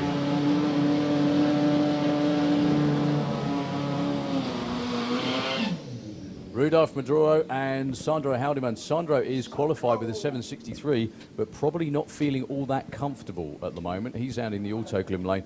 Very happy with the way the bike's running. Real happy to be back in the mid-sevens. Would like to improve a bit on this one. Solo run, problems for Rudolf down here. Well, he's got one more shot after that, so he's in the number 19 spot.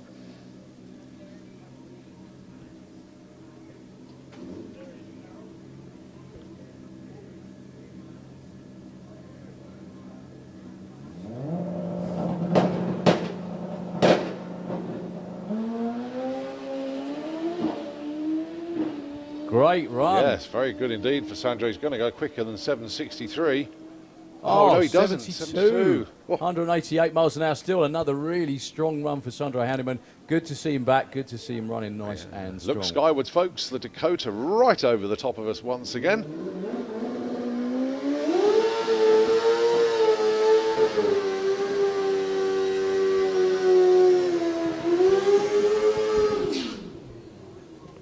As Rudolf Maduro fires the bike up, the Dakota banks left once again to come round one more time, I think. Yeah, it normally gives us a wing wiggle when he. So Rudolf is number 19 at the moment. Needs a 767 or better to get qualified.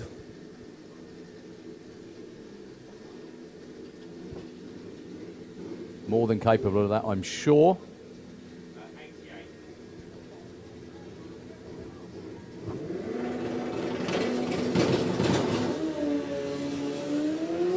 Wow, that looks very strong. 60 foot. He's going to be qualified with that one. Oh, yes, 736, 189 miles an hour, all the way up to the number 9 spot. It's what we like to see, very happy people. There's 3 riders on 763. Is that, which one's which? Let's have a look. Is Gemma on the bump now? Is Gemma on the bump. Marco, Sandro and Gemma. Oh dear, oh dear. My goodness me, that's a nervy final session, isn't it? Well, next up we've got Robert Haglund, who's number 20 in the coal-fire lane, all the way from Sweden. And Steve Mead, number 12, 751. He went 7.2 in testing, though, a couple of days ago. Right, Dakota coming in for one more flyover.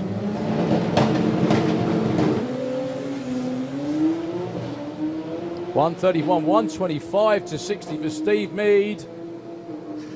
754 and 786, no improvement.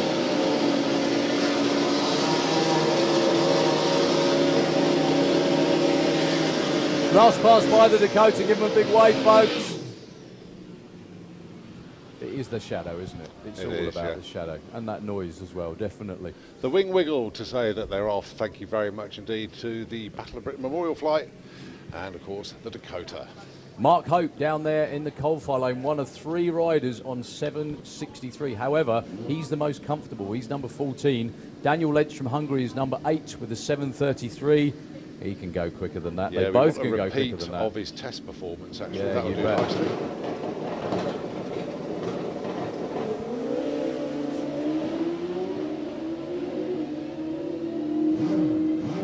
See what he's got this time. 725, that's more like it. Well, he improves a bit, but the position stays the same. Yeah, Mark Hope found 200s. Found 200, so he's still in at number 14. What could have been a run of the day yesterday, Steve Venables. It may be now. Just a shame he went slightly off the straight and narrow. Graham Bouchin as well, he was on an absolute flyer. These two could be easily numbers 1 and 2 qualifier. At the moment, they're number 3 and 5. A very, very good time for a Super Street bike is 7.0. Steve Venables shut off very early, went 7.10. A 6-second pass would be off the planet. Let's see what they've got for us, shall we? Steve Venables also good lane. Graham Bouchin, coal-fire lane. Well, very conservative 60 foots for both of them.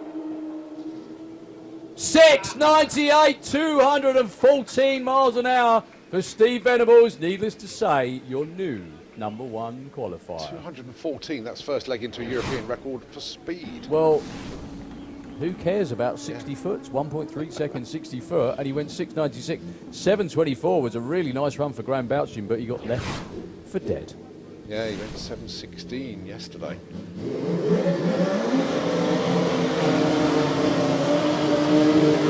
Well, let's see if anyone can join him, shall we?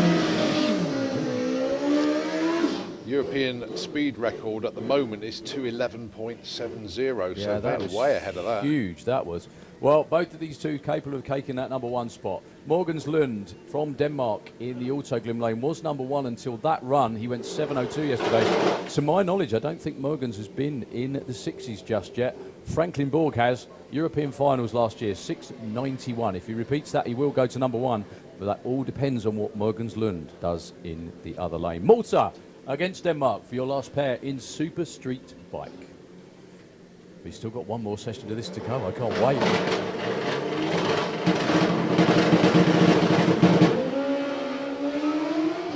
$123.60 for Morgan's, $125 for Franklin. 7.12 and 7.17 they stay. Number two and number four, big speeds again, over 200 miles an hour for both.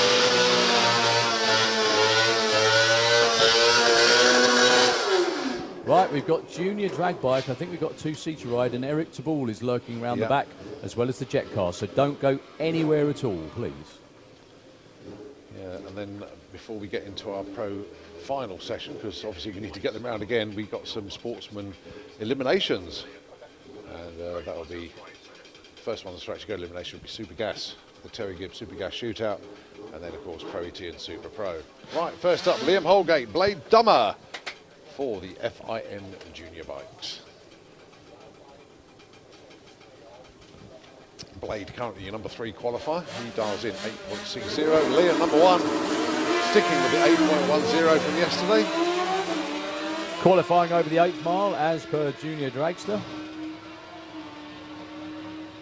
8.34, 8.70. Blade moves up to number 2. Yeah, only 1/10 of a second off. And by the sounds of it, no Meggie. So into the oh no, two-seater Meggie's dragster. over there. Where is They're she? just quiet. There. Oh, there, she's there already. I heard the two-seater fire up was coming round. But Meggie is there, you're right. The little shark. The Aprilia 125cc machine. She dials in 9.30. She went 9.409 yesterday.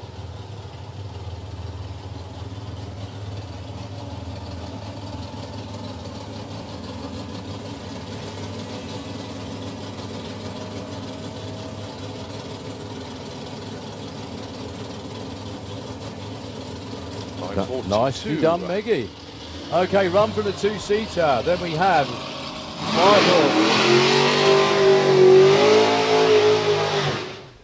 So run for the two-seater. Then we have Fire Force, Fire Storm, and Eric. And a Crazy Frenchman. And a Crazy Frenchman, yeah.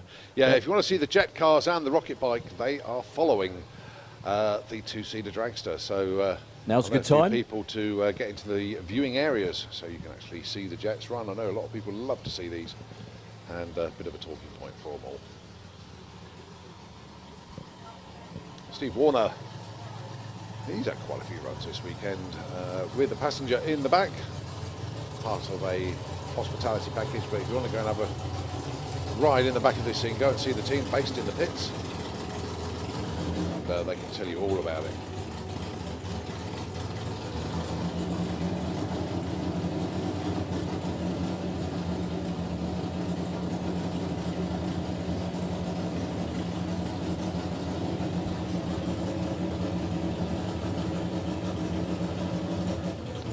Final instruction to the passenger is hold on and push your head as far back into the roll cage as possible, because when this otherwise thing it'll launches, be pushed it will back snap forward, your yeah. neck back forwards, yeah.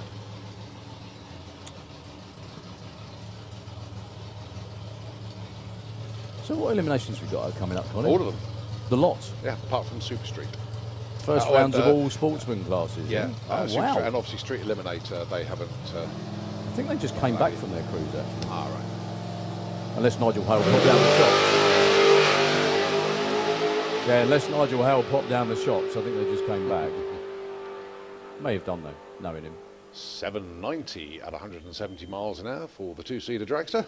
Okay, the fun part here is all you people on the VIP balcony.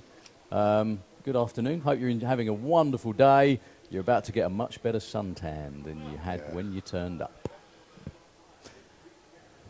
Well, those of you to your flight to Bedford, it'll be leaving in a few minutes. If you can do your final check-in, please, and hand over your hand luggage to the flight attendants.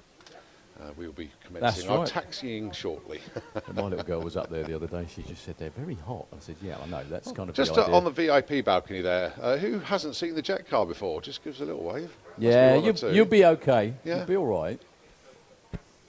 Yeah, just imagine you're a runway at Heathrow Airport, and mind you, they've only got one jet. The big jets there have 4, so this is tame. Yeah, nothing really.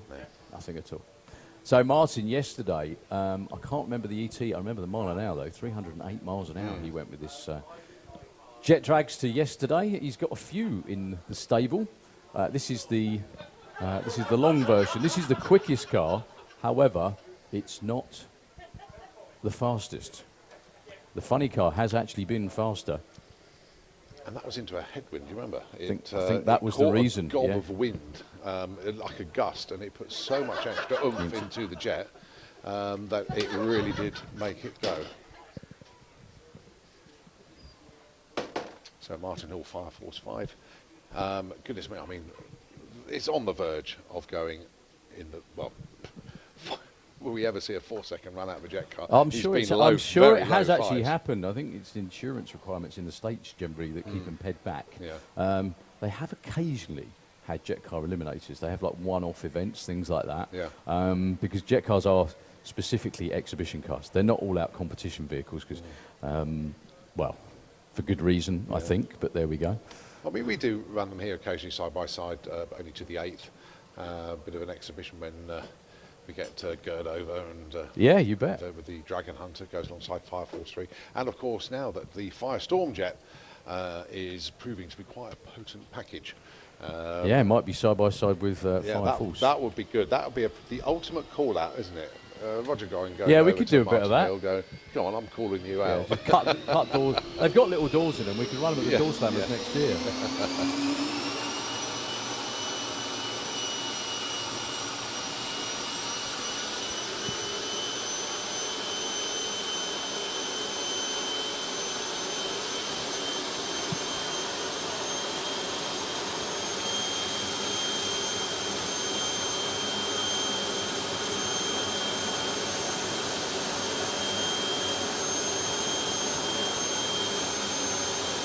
Right, so as per usual, we're just going to have a look on the VIP balcony. See who's going to jump highest. Now they can't hear us. Yeah. I'm worried about the lady with the grey top. Is she going to drop her phone? Yeah, it's not going to go well.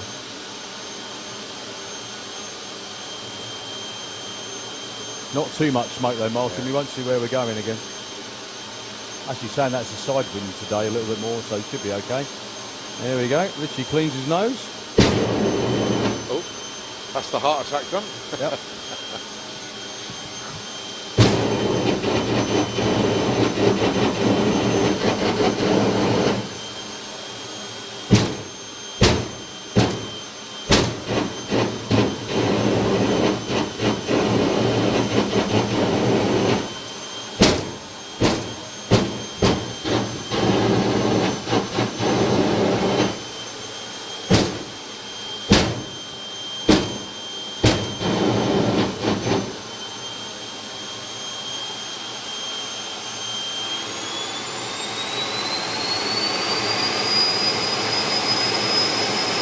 Yeah, the good thing is now it gets a bit louder. Yeah.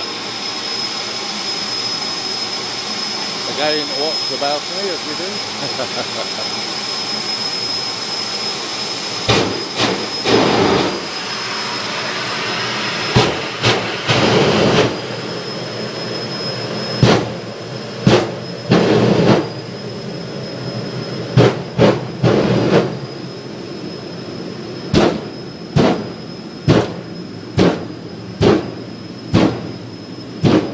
I wonder why they took off in nice outfits and clothes, because they go home smelling like diesel fitters, don't they?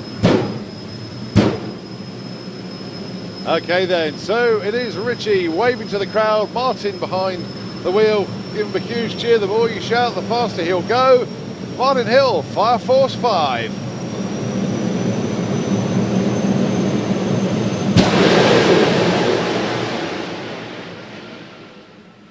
Well, he went 300 yesterday. He's done it again today. 3:02 at 5.32 seconds. We like that. So your eau de parfum smells like eau de diesel now, doesn't it? Well, they're all going back in just to gather their senses. We've got to come back out again, so we've got another jet coming round. Yeah, well, at least they didn't run away. That was pretty brave. Anyway, all good fun. And Martin Hill with another 300 miles an hour pass. Give the team a huge cheer, please, ladies and gentlemen. What a stonking run. I remember jet cars, they used to run 7s at best, nudging 200 miles an hour. Now we're in the low 5s at over 300. So we've got more where that came from. We've got another jet car, and then we have a rocket bike for your viewing pleasure too. And then lots of eliminations too. Yeah, lots of sportsman racing coming up. And then don't forget, we still have another pro session to do this afternoon, and of course bump spot in Top Fuel. And a few other classes. A few other classes as well. Well, bump spot in funny car potentially as well, depending on like I said, if Jason can make it round here. So underneath the tower now is Mr. Roger Goring. It's partner Helen and their beautiful new Mustang Jet funny car. The difference with this one as to regular Jet funny car is actually centre steer. For all intensive purposes, it's a very, very short Jet Dragster with a body on it. It's got very big air intakes on each side of where Roger sits in the middle, as opposed to obviously Martin's other cars, which he sits to one side. That is the bizarre thing with Martin Hill's car. It doesn't actually have a proper air intake. He's got no scoops on it. Obviously doesn't need it. Doesn't need it, no. yeah. Doesn't need any more air than it obviously gets, I think. But if anything looks like a proper fighter, it's one of these, really. Especially with a capsule in the middle. There we go. Helen gives Roger the signal to fire it up.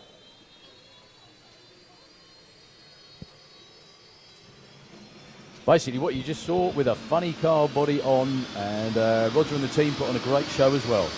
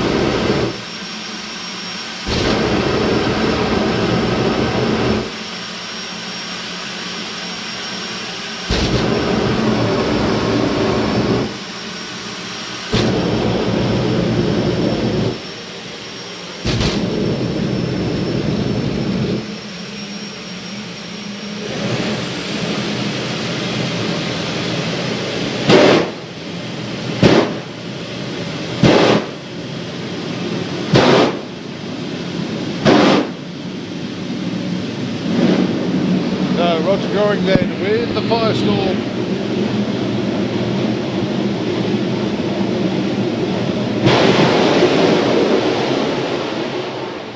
Oh, lovely arrow straight run for Roger. Good run indeed. 6:33, 260 miles an hour at the quarter mile. Yeah, terrific run for Roger and the team. I just had a thought out loud as well. Wonder why all the jet pilots are from Yorkshire. Have you noticed that? They all are. Roger is, so's Martin originally. Give him a big cheer, Helen and the whole gang with Firestorm. And I think Julian Webb is as well, isn't he? He's from up that way too. Well, if you thought they were incredible, how about this? The original Crazy Frenchman. The one and only. Yeah. You bet. So, what you're seeing down there, folks, is the quickest and fastest machine on two wheels on Earth. Ladies and gentlemen, please put your hands together and give a massive round of applause to Mr. Eric Taball, everybody. Eric, with this machine, has run down into the 5.1s over 280 miles an hour, and he's got the right boots on today, which is good to see. And, yeah, so Eric yesterday put down a very strong run indeed. What you're looking at is the big difference is between what you've just seen and this. This is a rocket. What you've just seen was a jet. A jet is a turbine. This is a couple of cylinders with a chemical reaction that create a massive chemical expansion which is forced out of the rear. Two pipes that go either side of that rear tyre and propel Eric down the Santapod quarter mile and quarter miles all around Europe at an alarming rate of knots, quite honestly. Yeah, the fuel is hydrogen peroxide, and ladies, if you try to dye your hair with this mix, it will take your head off. It's around about 96 to 98%. Something like, as opposed to what you put in a you get in a bottle is probably. That's right. It's about 1%. If yeah, that. That's right. It's what you used to bleach your hair with. Yeah. However, this is a much more concentrated version. Eric lives in the south of France in Cannes, and he's travelled the world with this machine. And one of the key factors, or one of the key ingredients, is how much power it makes. Is the quality and the integrity of the fuel and the percentage of it. And it's one of those things that's either on or off. Once he hits the button, it's on until he runs out of fuel.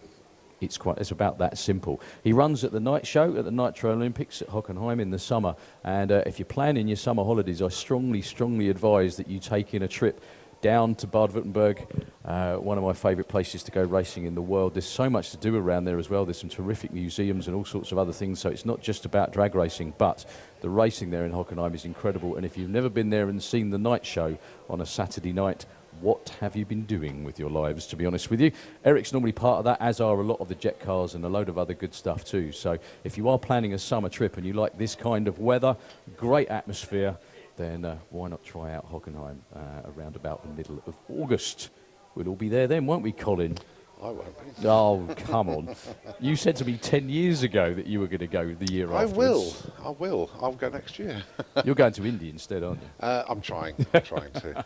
Yeah. So what Eric's going to do is there's a few levers on there which he's going to start the chemical reaction with. They're going to push the bike back towards the water box, because anything that drips out the back is a very, very potent mix indeed. Has the potential to melt a lot of stuff, mostly racetracks. And uncharacteristically for Eric, he's actually running in the coal-fire lane on the left-hand side. I've only ever seen him run in the Autoglim lane before. I think that's because the crosswind is going left to right. So just in case, he wants to give himself more wriggle room. Yeah. So again, the difference between this and what you saw earlier, with a jet, it's a turbine, so it whines and it makes a lot of noise before it actually runs. However, with this, all you're going to hear is a few pops and bangs as Eric builds up the pressure in the tanks.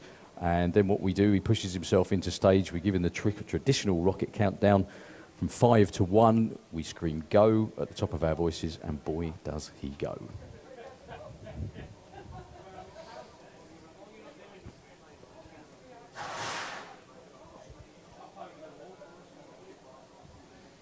So we'll have a couple of those, and then they'll roll the bike forward towards the start line, where Eric continues to watch the gauges intently. Basically, there's one gauge he's watching intently in front of his eyes, which is a pressure gauge. When it gets to the correct amount, he knows he's ready to go, rolls himself into stage, and, well, you know what comes next.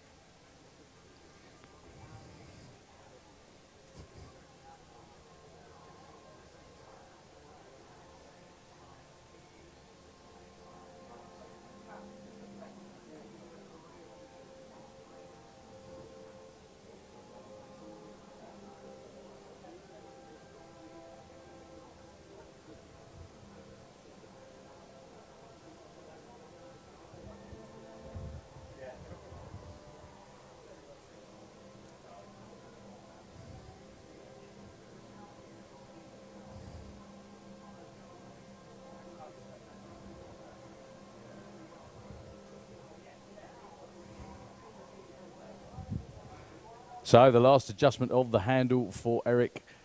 Both eyes very intently on that gauge in front of him. Ladies and gentlemen, if you haven't seen this before, you are in for an unbelievable treat. Anyone that's seen it before, once again, tends to know what's coming.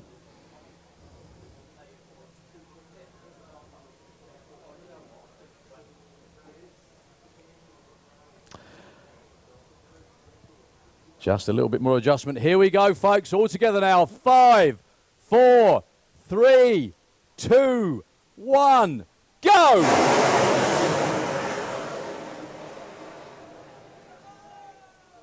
Whoa, Eric, very wise to start in the left-hand lane. He takes out the 1,000-foot blocks. He's absolutely fine, folks. Don't worry about it. He's stopping all the way down the bottom of the top end. Just didn't quite make it all the way through the quarter mile. Completely disintegrated those 1,000-foot blocks. Just a couple of numbers for you. He was 0.98 to 60 foot, half track 362 at 229, but he was already going over that way. So well held, that man. And Eric will be back for your viewing pleasure again tomorrow. We're on with some sports and eliminations shortly, and then we're back into our pros again shortly after that. If Nitro FM, just for a few moments, a little bit of track preparation, and we'll be on with eliminations.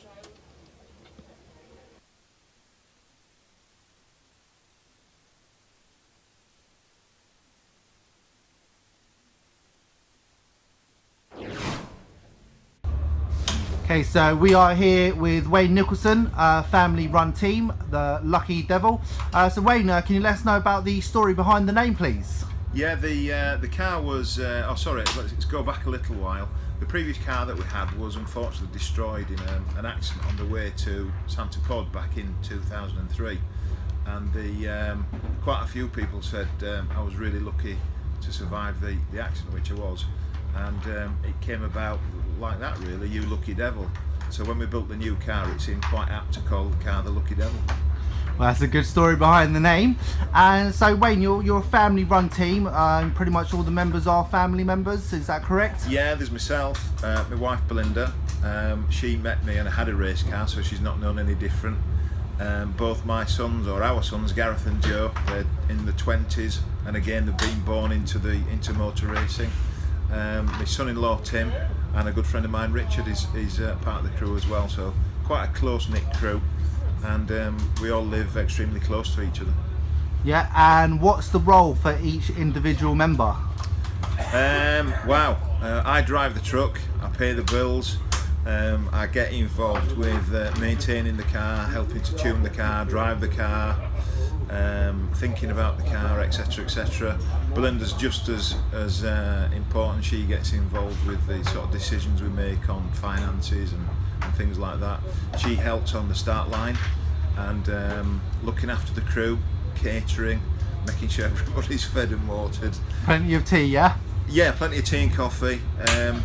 And Gareth, our eldest son, unfortunately can't be here this weekend. He is quite an important part of the team with tuning.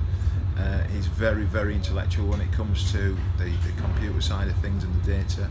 And Joe, our youngest son, he helps out get me in and out of the car, get me strapped in. He's on the radio as well, talking to me in the pairing lanes. And Tim and Richard maintain the car and look after any repairs that we do as well. Okay, nice close family there. Everyone's got their role, everyone knows what they need to do. Yeah. So Wayne, we're going to follow you out through the weekend. I mean, what tweaks have you done since Door Slammers? You were here last week at Door Slammers. Any big tweaks or just little small ones? Well, over the winter we took the supercharger off the car and we sent it across the USA to a company called Hammer Superchargers. And Troy Critchley, who runs the company, he reworks the supercharger for us, and he's now creating a lot more boost. With boost you add more fuel to make more power. So last weekend was the first time on Santa Pod's new track, which we found to be very good, and all the previous data that we had was almost meaningless. So last weekend was just a test event for us. It's good that it was the Door Slammers, and it was good that the weather was so good. And we came away with some great information. In fact, we got a couple of really strong numbers in the 60 foot and the 330 foot, and that's what last week was about. It was getting some data on the new equipment that we've got, and hopefully we can piece it all together this weekend and run some PBs and qualify exceptionally well. Okay, great. Well, we'll be back in touch over the weekend, Wayne, and best of luck. Thank you for your time. Thank you. See you soon. Right, we're in the haven of the Lucky Devil Corvette here at Santa Pod Raceway with driver Wayne Nicholson. Yesterday got 2 qualifying runs in at the main event. How did it go for you? The first run yesterday was a personal best, 6:34, 223 miles an hour, and then the second run, whilst the ET wasn't any better, the mile an hour was marginally up on that. So 2 runs, 2 PBs. Brilliant. And everything motor-wise okay? I can see the crew here are working away on the car. You had the engine torn down last night, maybe? Was it routine maintenance or? A little bit of routine maintenance and a little bit of something we weren't quite happy with. Okay. So last night we took the cylinder heads off, took the supercharger off, took the oil pan off, basically down to a short motor. Just checked a few things out, found something that we needed to fix, which was marginal, and it's all back together now. Brilliant. And like you said, yesterday you ran a personal best. How long ago was it since? Because obviously, once you get up in the higher echelons of like pro modified and stuff like that, your personal bests become longer and longer to achieve. Yeah. National finals last year, actually. Okay. Yeah. So really, not actually that far, to be honest. No. I mean, we had a bit of a rain off at Easter. Yeah. And yeah, so that's a brilliant start to the season. It is, and hopefully, fingers crossed, touch wood, we'll go a little bit quicker again today. Okay, so looking for 2 qualifiers today. Yeah. Do you know where you're currently qualified? I think out of 16 cars, we're 10th at the minute. Oh, brilliant. So you're qualified and ready for the show tomorrow? Yes. Yeah. Brilliant. Well, good luck tomorrow at the main event. Guys, are you following Wayne Nicholson?